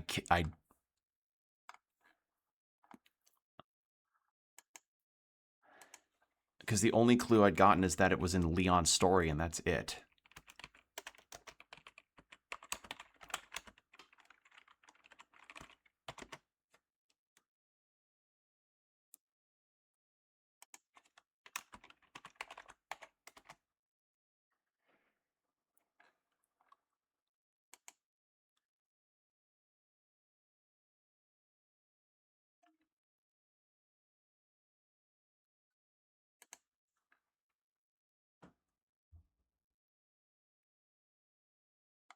Everything I see is about the T-bar tool, but that's in the remake. Okay. Well, shit. I have no clue where to find this thing. Like, I'll check the kennels again, but I have no damn idea, because we got it from Leon's campaign in that holding cell, but it's not there here, so what the fuck do I do?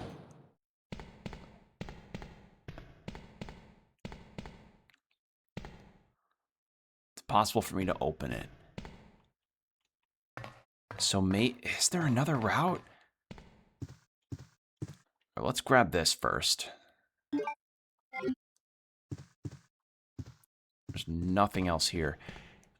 Only other thing I could think of is maybe I check the other sewer route that Sherry went down, but I don't think that'll accomplish anything because that was a dead end with the sliding block puzzle.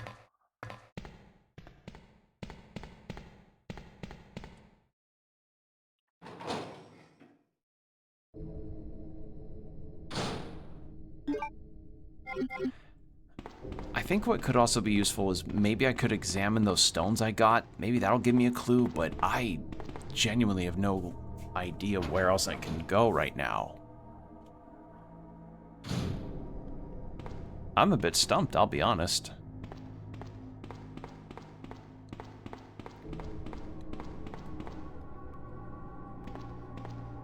Can't go out that way. And I just know Mr. X is going to burst through that wall at some point. Like, there's a crack there. It feels really, really obvious.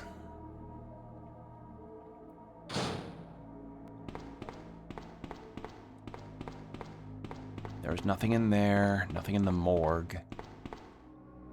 Was there nothing in the morgue? Let's... Maybe it was in one of these other rooms down here. Probably not in the morgue, because I know I checked all in there, but there was that one room where I figured out the power puzzles, so let's go do that real quick, and then we'll see what else we can do.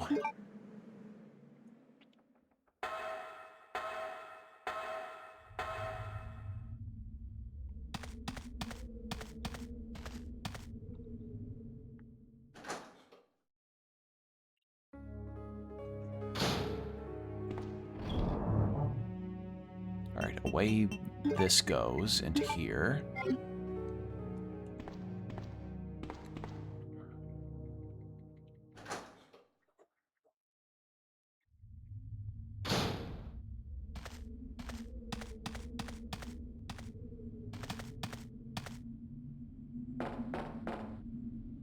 Too small to enter. Yeah, so can't go in there.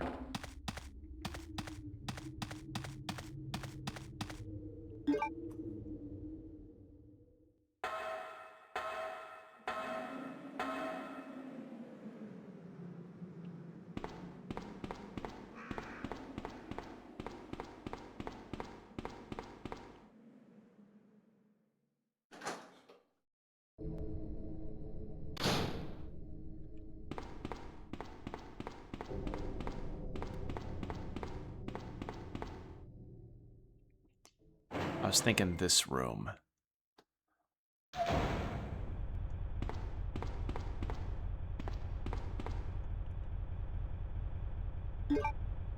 Not the tool, but hey, that's handy.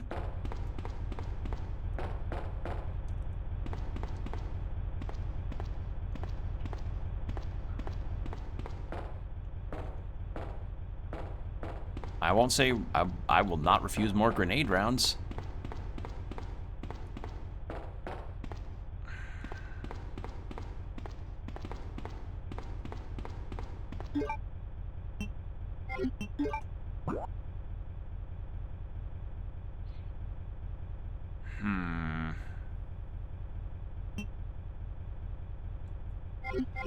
Let's check the morgue again. If I can't find it there, then I think I'm truly lost. Because I genuinely cannot think of anywhere else where that sewer tool could be. Because it was there in Leon's and it's not there now, and I need to do something to get that thing open.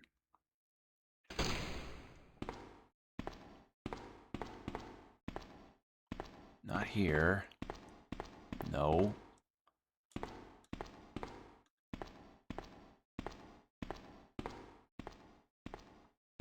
Those are just the doors on the morgue things that fell off. That's what the key card was. Yeah, I got nothing. I have no goddamn clue where this thing is. I have flame rounds now, which is nice, but I like progress.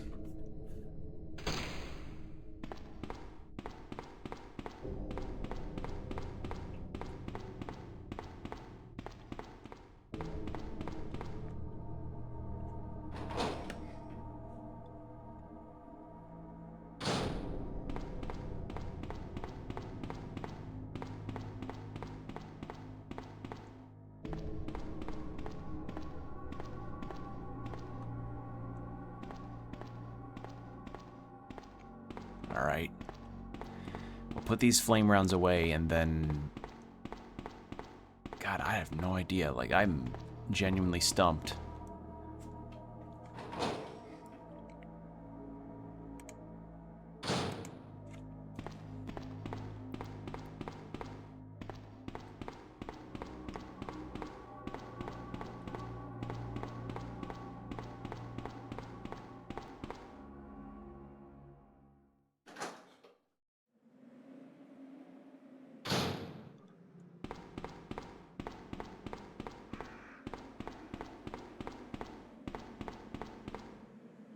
Watch it be that it was in a really obvious spot and I just completely missed it.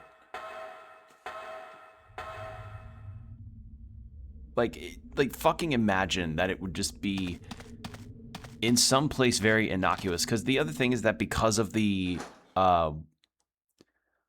way that the pre-rendered backgrounds have looked, I have missed some really obvious things due to the game's look. It happens. Alright, what is the deal with these things? Jaguar stone.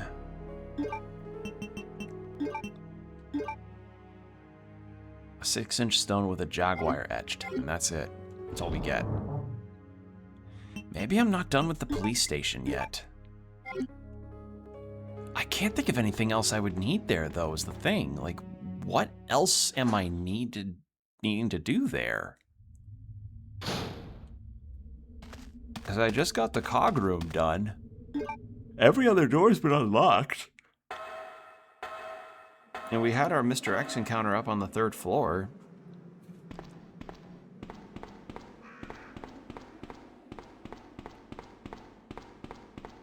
Yeah, I'm stumped. I've not got the foggiest idea.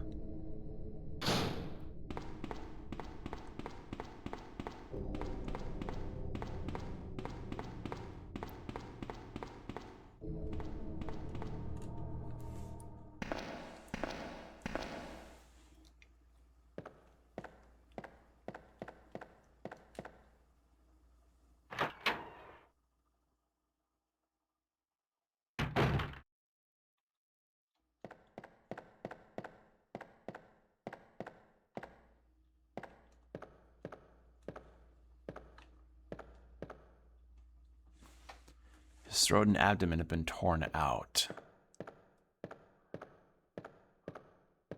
Yeah, this is where we found the magnum.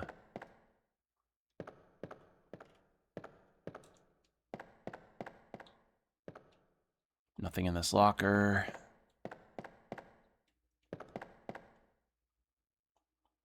I'll take those. I don't mind taking any more of those. Nothing useful, nothing useful. Nothing in locker. Nothing, nothing, and nothing.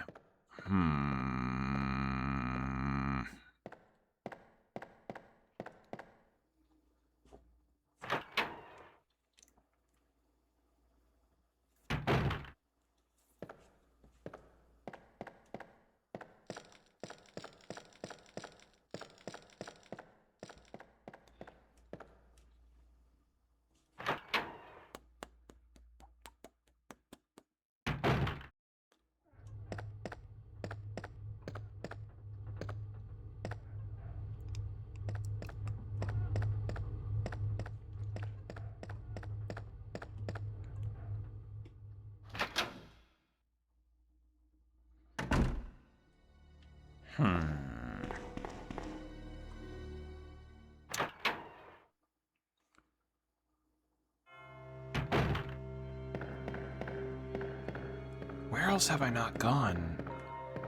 I mean, there's outside, but literally all I could find outside is just the green herb that I used already. And like a couple other zombies, but that's it.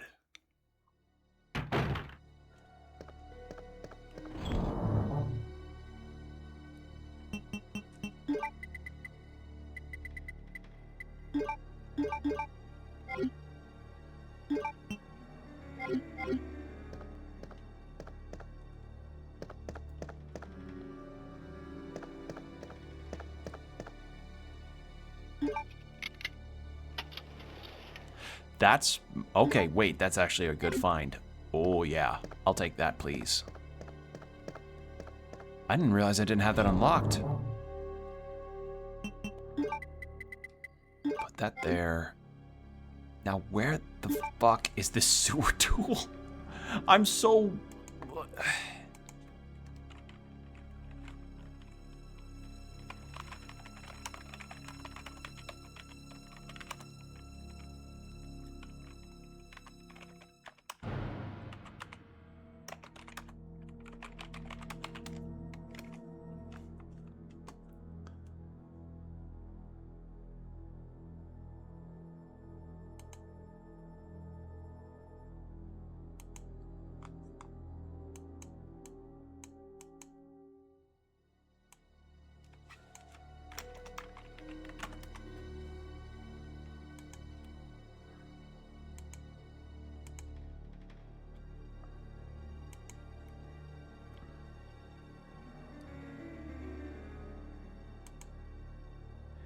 It really is unfortunate. I'm not finding anything that can help me out here. It's like this. It's like Clair B 1998 doesn't even exist.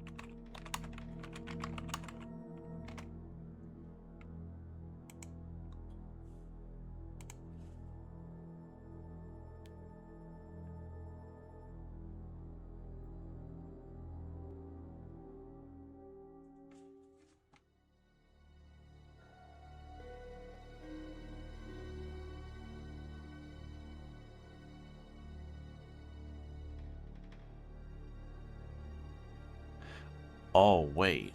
Oh. Wait. I just read something on a wiki that's, I think, points me to what I might have been missing. Hold on. If this ends up being what I think it... oh, God. If this ends up being what I think it is, then I'm gonna feel really damn stupid. Hold on.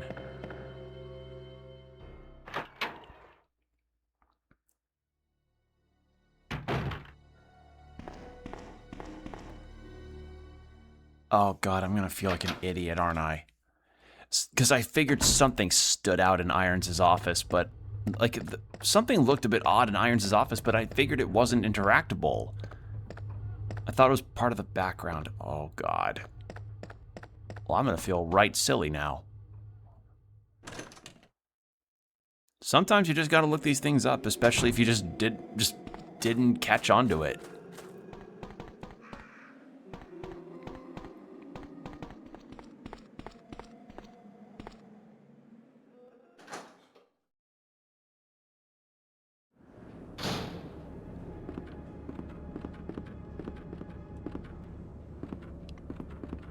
Okay, so Irons' office was this way.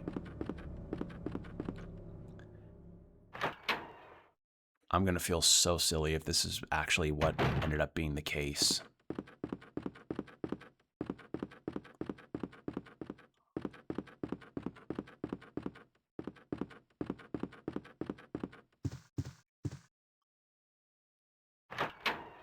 So, the wiki said something about Irons' office in a secret passage. Claire, Oh my god. Sherry, you're okay. I'm glad to see you're safe, Claire. It's that painting. It's not pre-rendered. Oh my god. I was like, there's something odd about the painting, but I couldn't place my finger on it. It's not pre-rendered.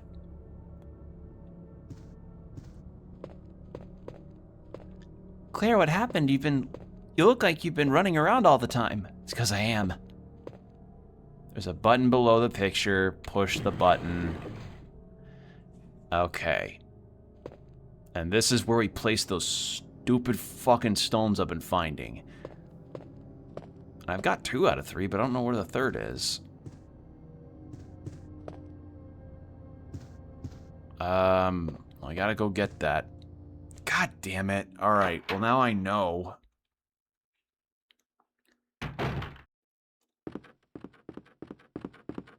Shit, alright. Because I assumed, like, we were going down the same route as Leon for the most part. Save for the Irons Office stuff. God damn it.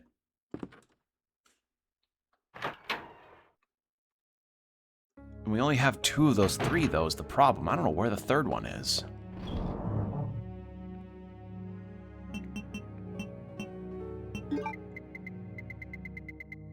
Yeah, shit.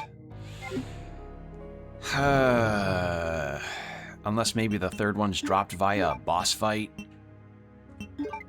I wouldn't put it past this game to have that on me.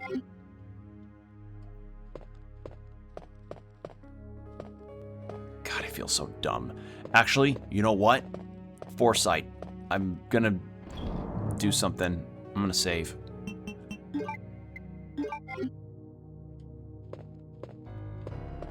Because I have a sneaking feeling that if we do encounter a boss, it'd be better that we just save now. God, I feel so stupid. I could have been putting those stones in there from the get-go, because I was wondering, like, where the fuck do we put those? Because it's not the same as the, chess pieces that Leon had. Ugh. You cannot make up buffoonery that happens like that. Because I just thought that was a regular part of the background, but now that I was getting closer looks at it since we've been wandering, and I'm like, wait a second, is that pre-rendered or not? Like, alright. Now that I know, but I know for certain we haven't found the third one because I've checked everywhere. So we're getting it from somewhere.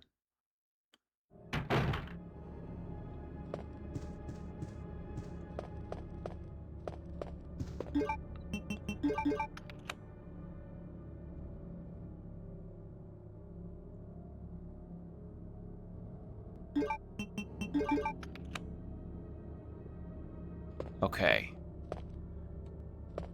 We got Ra, we got Obelisk the Tormentor. So where's Slifer the Sky Dragon? Since we're going color-coordinated stones here. Wouldn't be in here, would it?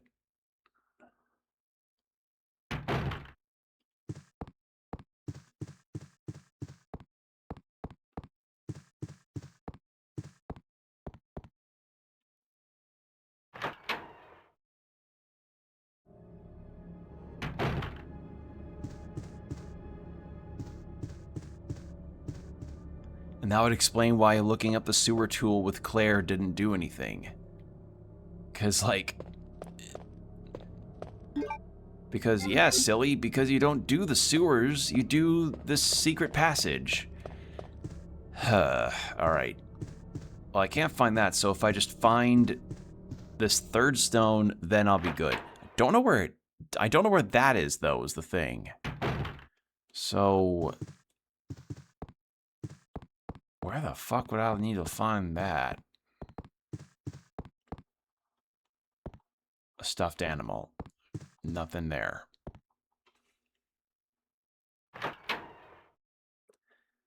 No idea if there's a puzzle in here that I'm missing.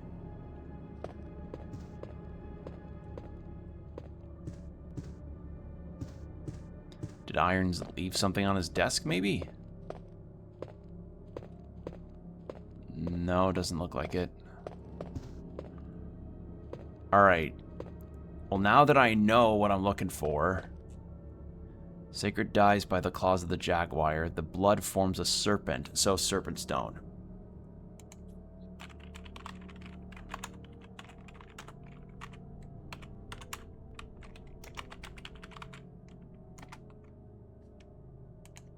Okay, that's it. Oh my god. One of the 3 stones.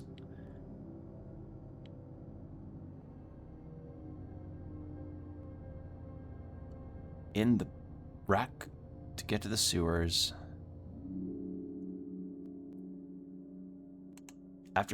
Did I never grab it after I solved the library puzzle? I guess I didn't. Okay. Because I know I solved the library puzzle, I think I just didn't pick it up. Oops. You know what that is the equivalent of? It's like the equivalent of whenever you go to a restaurant, you do your full checkout process after you've eaten, and then you forgot your credit card at the restaurant. That's what I just did. Because I know I solved that library puzzle, I must have just not had the room in my inventory or something. Or I just forgot. Wow, I feel really silly. Like that really old, really silly vocal stim thing that appeared, Jesus, like what, 4 years ago now? If you don't know what I'm talking about, it was like this meme thing that was like a vocal stim for a lot of people years ago. It was just this little jingle that people were quoting all the time, and I don't know, it was a TikTok thing, and I don't know what it was about.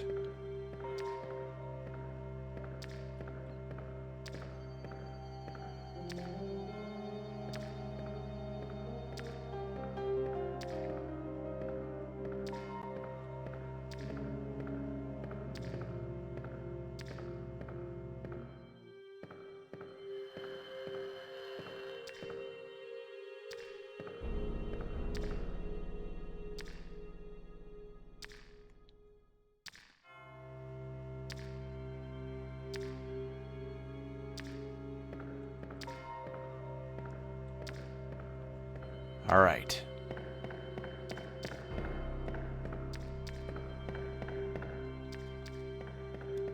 So then in here, we go grab that stone because God, I feel so dumb. How could I forget that stone there? Oops.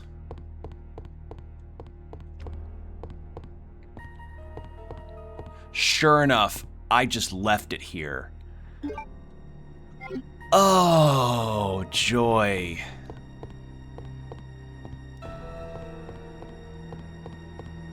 Oh, yeah, that's some classic WillofGame buffoonery where you just forget something. Like, where you just leave something behind that badly. Oh, man. And yes, I bring up that specific scenario because I've done that before. I have actually forgotten my debit card or credit card at a restaurant after I had paid. Thankfully, the staff were nice enough to hold it for me, but yeah, it never feels good to forget something like that. It never feels good to really forget anything super vital. And for this case, it was vital for game progress, because I was just under the assumption we were taking the same route Leon did, but nope. We were going to go through a route in Chief Fartnut's office.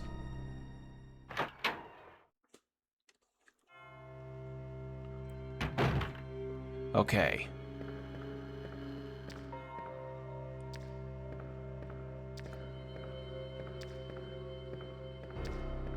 I have to wait for this guy to turn around.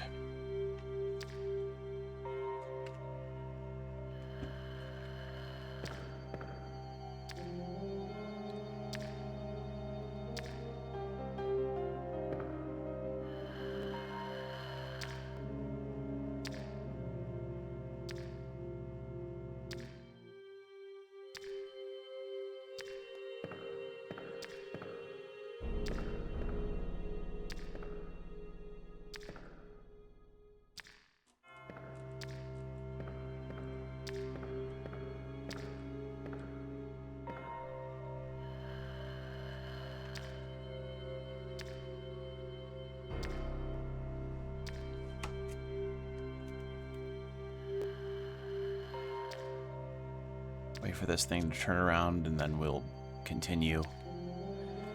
Alright, while that happens, I'm gonna drink some water. I feel so dumb. I just left it there. I solved the puzzle, and I just left it there.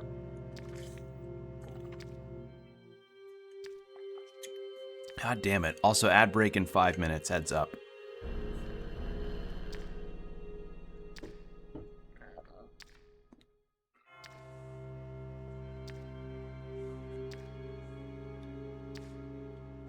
Where the fuck is this thing? Hold on.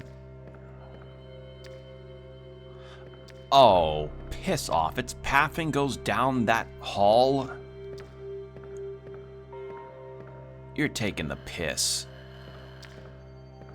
Watch it turn around the second that I actually reach this area. Okay, it doesn't. Why are you going this far when you didn't go that far on the other way? That's so silly.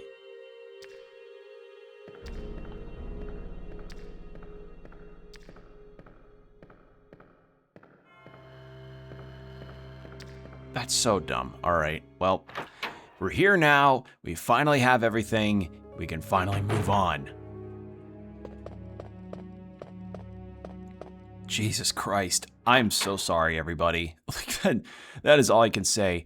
I'm not knowledgeable of this game, and I just left a key item there. Either I had my inventory full, or it just slipped my mind to pick it up. Or both. Inventory full, said, oh, I'll come back to that later, and then later never happened. Or later is now. Ugh. Alright. There.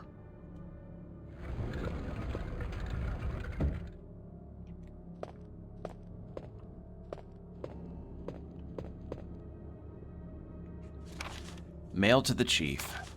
To Mr. Brian Irons, Chief of the Raccoon City Police Department. We have lost the mansion lab facility due to the actions of the renegade operative Albert Wesker. Okay, I think this is the same thing, right? Yeah, it's the same thing. It's like, oh, we've been giving him up to $10,000 or so of money, but after inflation, that shit's not gonna matter too much. Because 1998 gas prices and, yeah. Claire! I'm going down there. Stay here and wait for me, okay?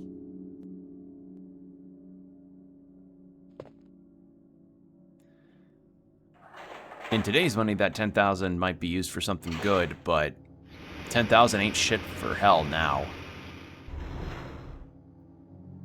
Like, it is not shit for dick as far as money's concerned nowadays. Like, $10,000 can get you some stuff, but it's not gonna get you much for long.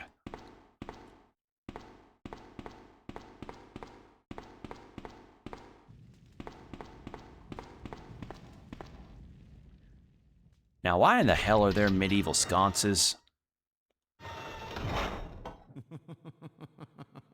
So you've made it this far. Not bad, girl. But I'm not letting anyone leave my town. Everyone's gonna die. Calm down, Chief. What happened? Shut up! You couldn't possibly understand what's happened. Those monsters from Umbrella have destroyed my beautiful town. How could they do that to me after everything I've done for them? So it's true. You have been working with Umbrella. Then you must know about the G-Virus. What is it? Tell me! If you must know, it's the agent that can turn humans into the ultimate bioweapons. Superior to the T-Virus in every way. Dr. William Birkin is the genius behind the project. William Birkin? I'm sure you've already seen his little girl running around here somewhere. Sherry, isn't it? In case you haven't already figured it out, the monster that's been tearing my precinct apart is yet another product of the G-Virus. An ultimate bioweapon. Umbrella must be trying to cover its tracks. But if I have to go, I'm going to take you with me. Well, unfortunately, we'll find that out after the ad break because once more we had unfortunate cutscene timing. So 3 minutes, then an hour of no pre-rolls after, so we'll continue this after the ads. BRB, hydrate, stretch, do whatever you need to do. And we're back. Thank you for your patience. All right. Let's see how Irons get his shit rocked.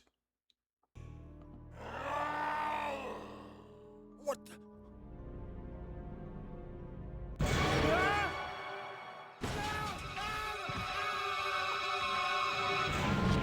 Oh no!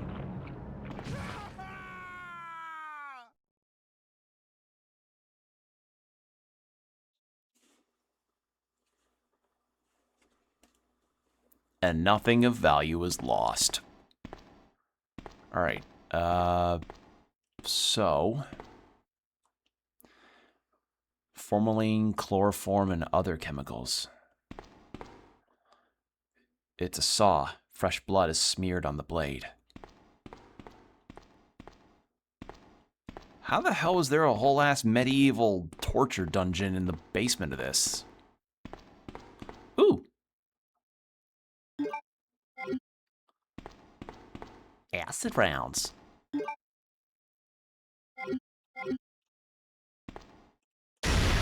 Oh, hello.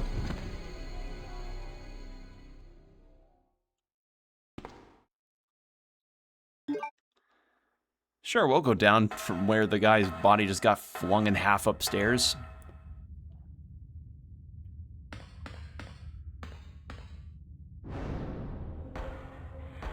Oh, we're fighting an earlier phase of him.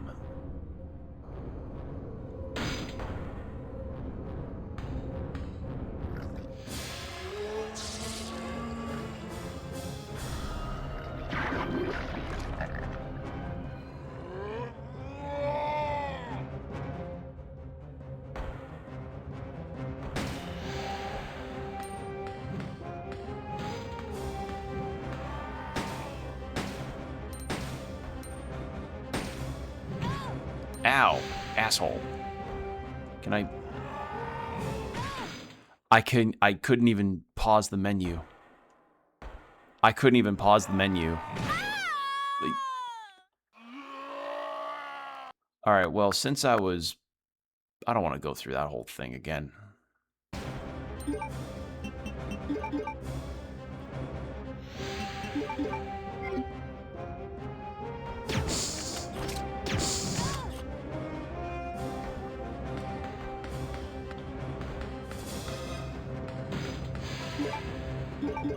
I did not feel like going through all those cutscenes again. I'm going to be honest. I'm ready to get out of this police station.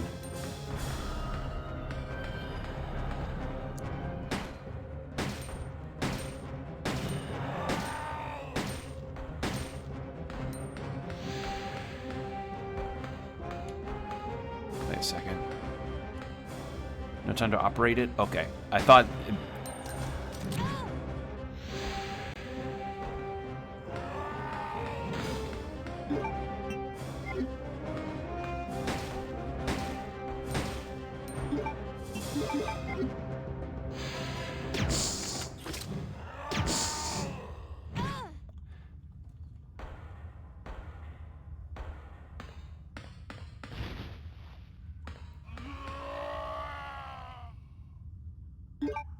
There we go. Also, I believe maybe the World Series is happening right now, so maybe some of my neighbors might be really overzealous right now. They might be quite excited about soccer or football.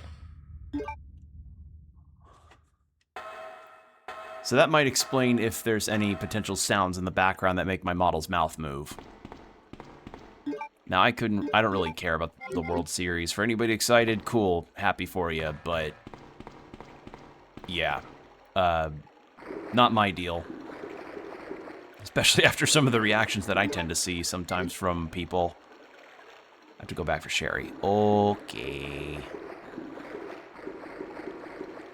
Because, I remember there was one reaction to the World Series that kind of was hilarious whenever you think about how, like, how strawmanned video games tend to get for causing people to be violent. And it's like, it was this one guy, I don't know if it was in Brazil or somewhere else in South America, but this guy who was just so upset about his team failing or something that he started stabbing his TV screen with a knife. And I'm like,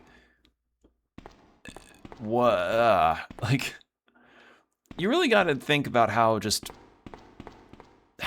awful people can act at sports settings. Like, how fist fights can happen and how people get so angry. Another video I saw was this one guy who's really pissed at his football team or something, and he gets mad enough to the point where he throws the bowl full of chips at this TV screen, and then later his daughter notices that he literally has a chip on his shoulder, and yeah. Claire, you came back. I can't believe the man who developed the G-Virus is actually her father. What's wrong, Claire? It's nothing. But I think I found a way out of here. We should be able to find someplace safe if we can just make it out of town. But... Don't worry, I'll protect you. I promise. But you have to make sure you don't leave my side. Okay, you know what it probably is? I may have my volume up on my monitor, because my monitor's got speakers in it, so maybe it's picking up somehow on the audio from my monitor and making my model's mouth move. If you hear double audio, that would explain it.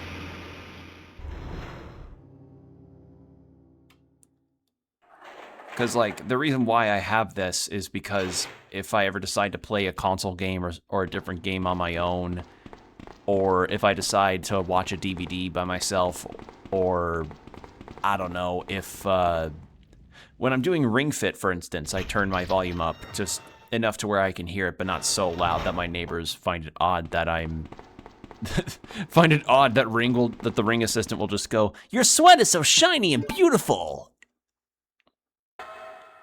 Like, jokes aside, I genuinely use Ring Fit a lot. It's actually, funnily enough, way back in 2020 or 2021, I ended up putting on some weight because I wasn't really going out and doing a whole lot of stuff. And that kind of got me to sort of kick myself a little bit to work out a little. Come on, let's get out of here.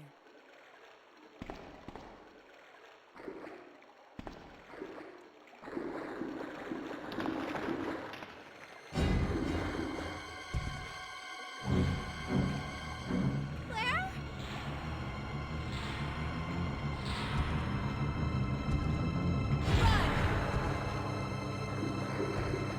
All right, get out of there. Anyway, so I got Ring Fit Adventure for my Switch because I heard that it was actually not a bad workout tool.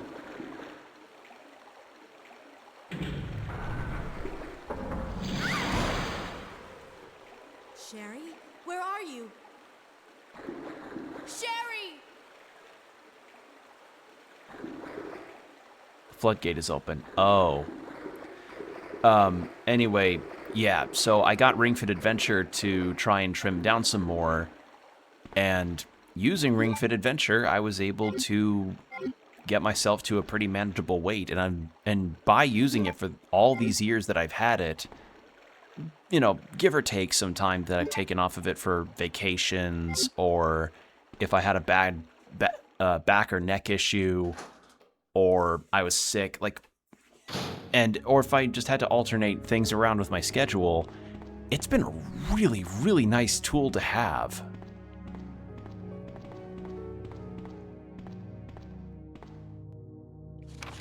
Sewer Manager Facts. We've already pretty much seen this. Yeah, so all I have to say, I enjoyed using Ring Fit for the time that I had it, or that I have, rather, and I like to keep using it because while I can only really use it on Sundays, it is still at the very least a really handy thing for me to have if I were to change to a job that's not as physical as my current one. So, yeah. All is to say, I like having Ring Fit Adventure, and it's cool.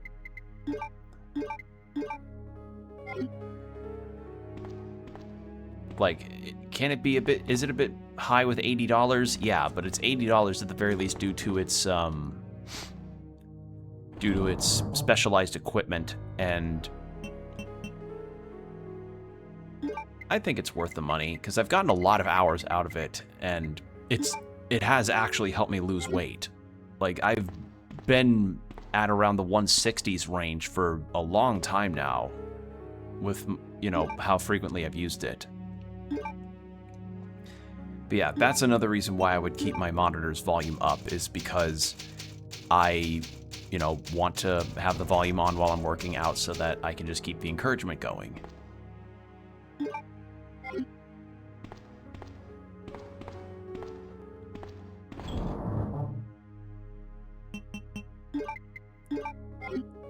Okay, so that's done. Now, what is in this bag?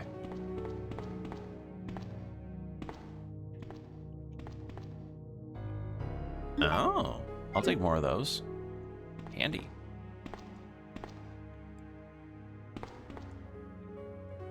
The warehouse door is locked. We'll use a lockpick.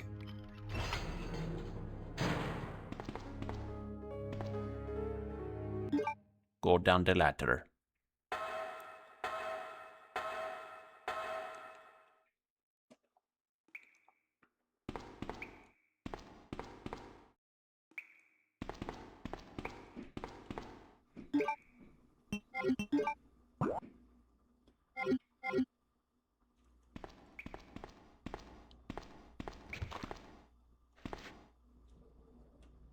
Oh, what is in here?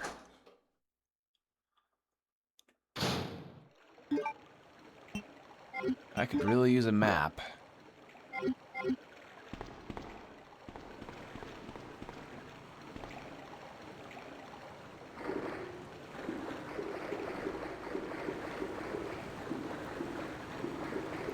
Oh yeah, sewer water shower. Oh my god.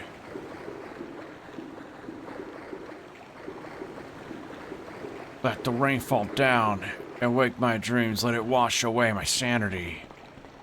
Of my hair now smell like poop and pee.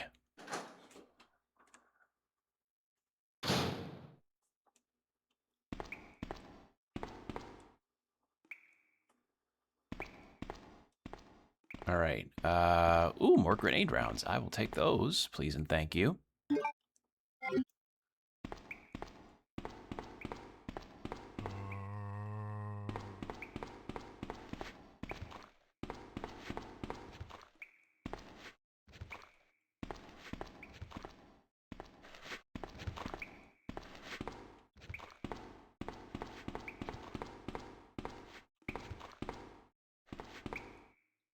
Various cords and meters are placed in order.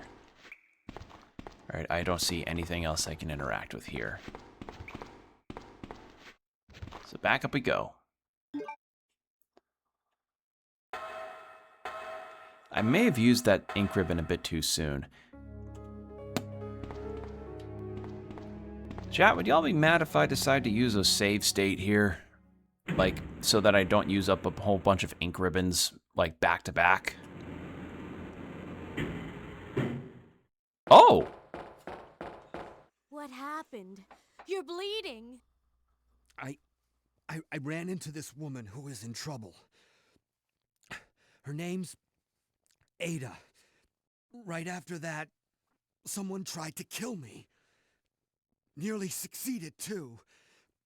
Ada went after the sniper, but I'm worried about her. You gotta find her before something happens. But you've been shot. I'll be okay. It's Ada I'm worried about.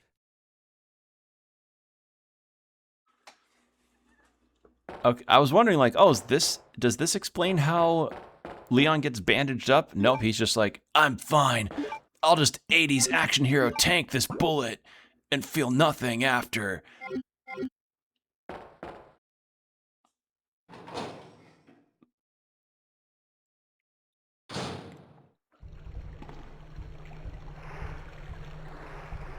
All right.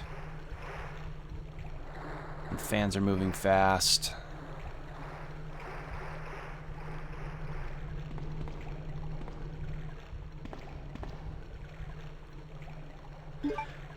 All right, the medals. Can't take those. Okay. Well, we're gonna go put that wolf medal down.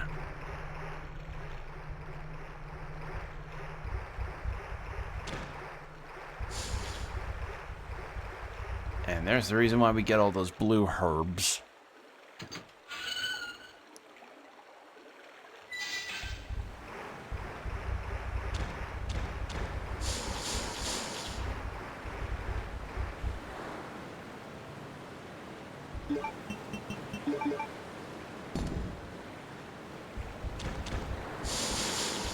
No, you don't. Yeah, the spiders aren't bad to avoid. They're just annoying.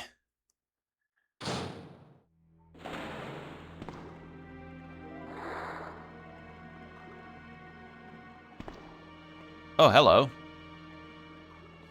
Are you all right? What happened? Get away from me. You just want my husband's G sample, don't you? But no one will take that away from me. No one. Husband? Then you must be Annette. How did you? We don't have time for that. Sherry is lost somewhere in the sewer system. I have to find her. What? I told her to go to the police building. Why is she here? Now Sherry and the G sample are both in danger.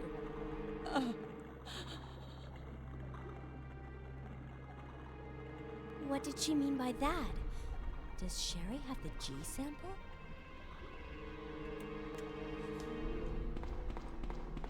Oh, right. I forgot I need the valve handle for this fucking thing. Okay. Well, we can go put these grenade rounds away.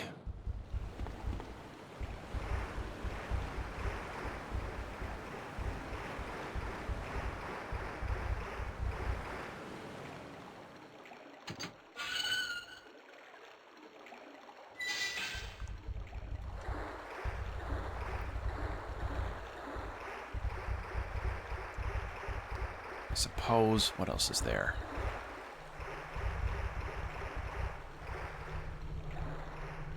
Just get up here. Probably do some inventory stuff, then we'll make our save state. Because, like, I've been more or less going traditional with how I've saved the games here. I don't know, we did get plenty of ink ribbons.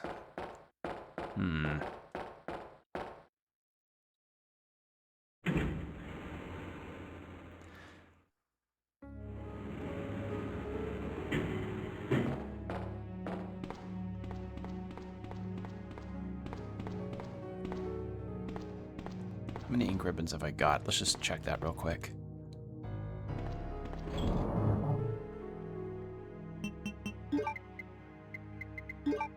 No, I did not mean to. Nope.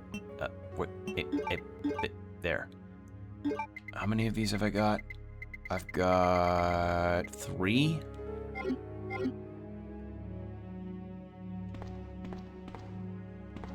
Nah, I don't want to use all of those up. Like, in quick succession, I don't want to be using more of those than I should be.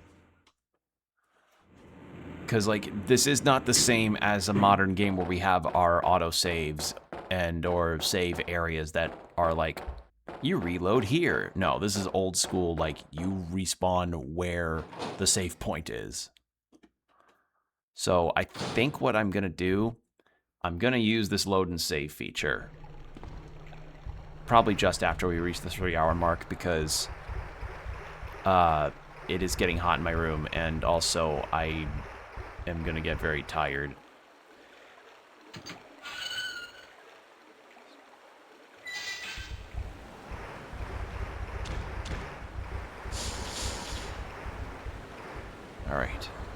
So we just need to get the Eagle Medallion, and then we can... Oh, wait, we can't get it because I have no fucking room. If I run into another zombie... What if I just top my health off? It's so dumb that this valve handle thing can... It's so dumb that this valve handle cannot be discarded, or at the very least doesn't go like, hey, it's done now. Oh, we have a boss fight coming up. Okay. There's something vital coming up. If I remember right, wasn't there a storage box here? Nope. Just a save room. Or a typewriter.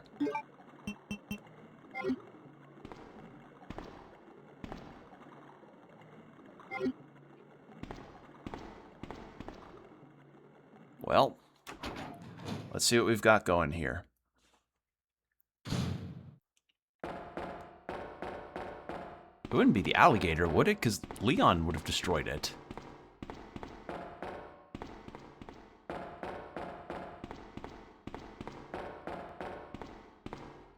Because Leon destroyed the alligator, so what do I need those healing items for? Wouldn't be another Birkin fight. And definitely not Mr. X, I think.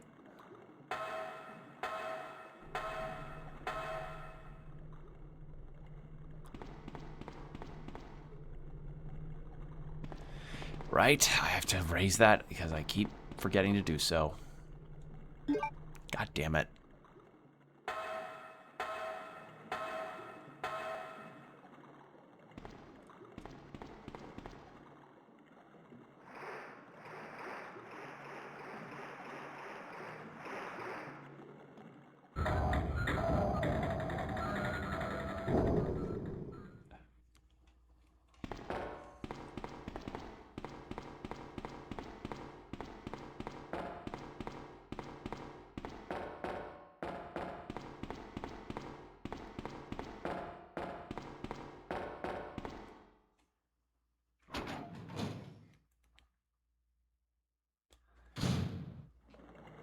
All right. Raise this up so I can stand on mountains.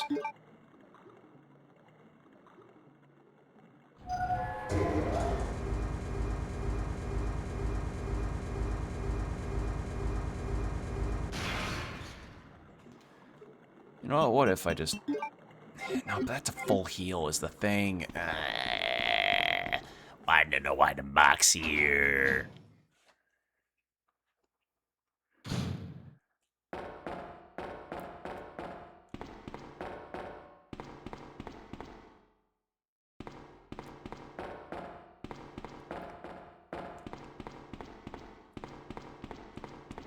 Yeah, I think the thing that's really stricken me the most regarding this game is just how minimal there are in terms of boss fights. Like, there's bosses, sure, but they are not as frequent towards the first game, because the first game had that big snake, it had the big spider, it had kinda Lisa Trevor?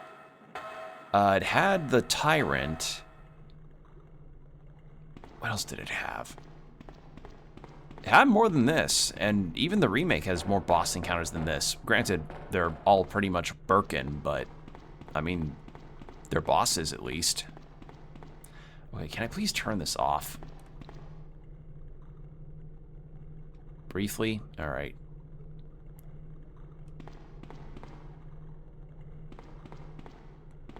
Well, looks like it's still the long way around. Cool.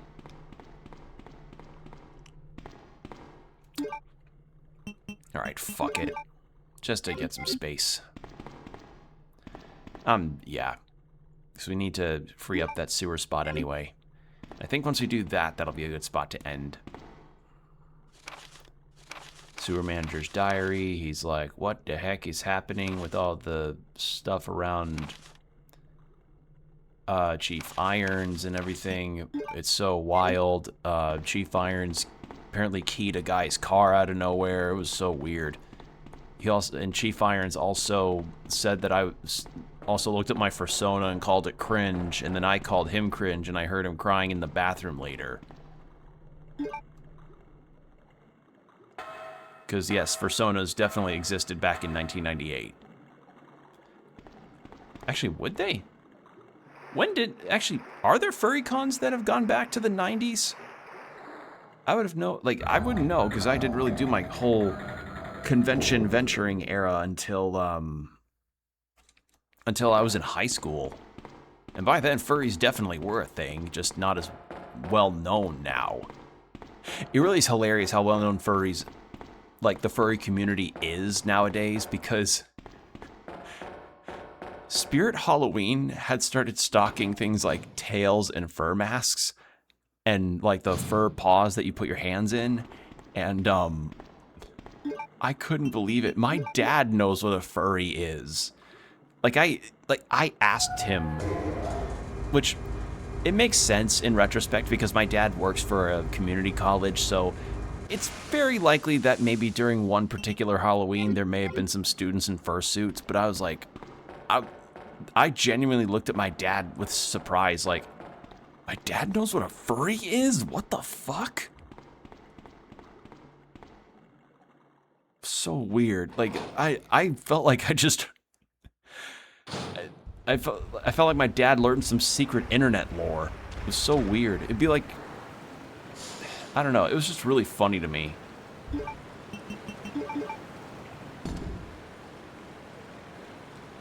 Put that there. And then we're going to put this fucking valve handle back. And then we're going to grab those... Oh, God. We're going to go grab those green herbs and the flyer rounds, because I like to have those on me if I can help it. And then we'll save and call it there.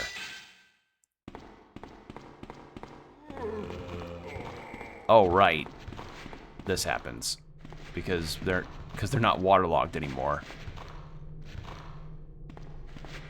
Climb up, Clair! Climb up.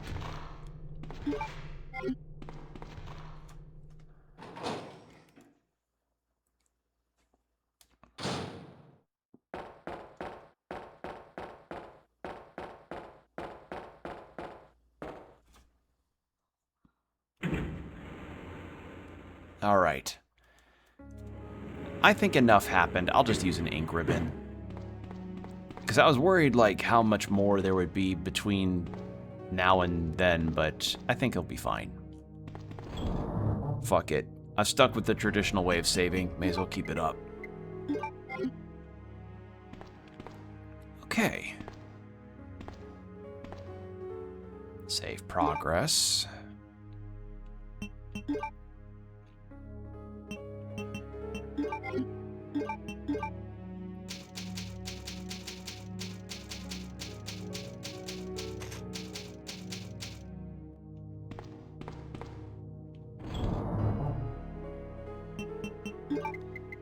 And there we are.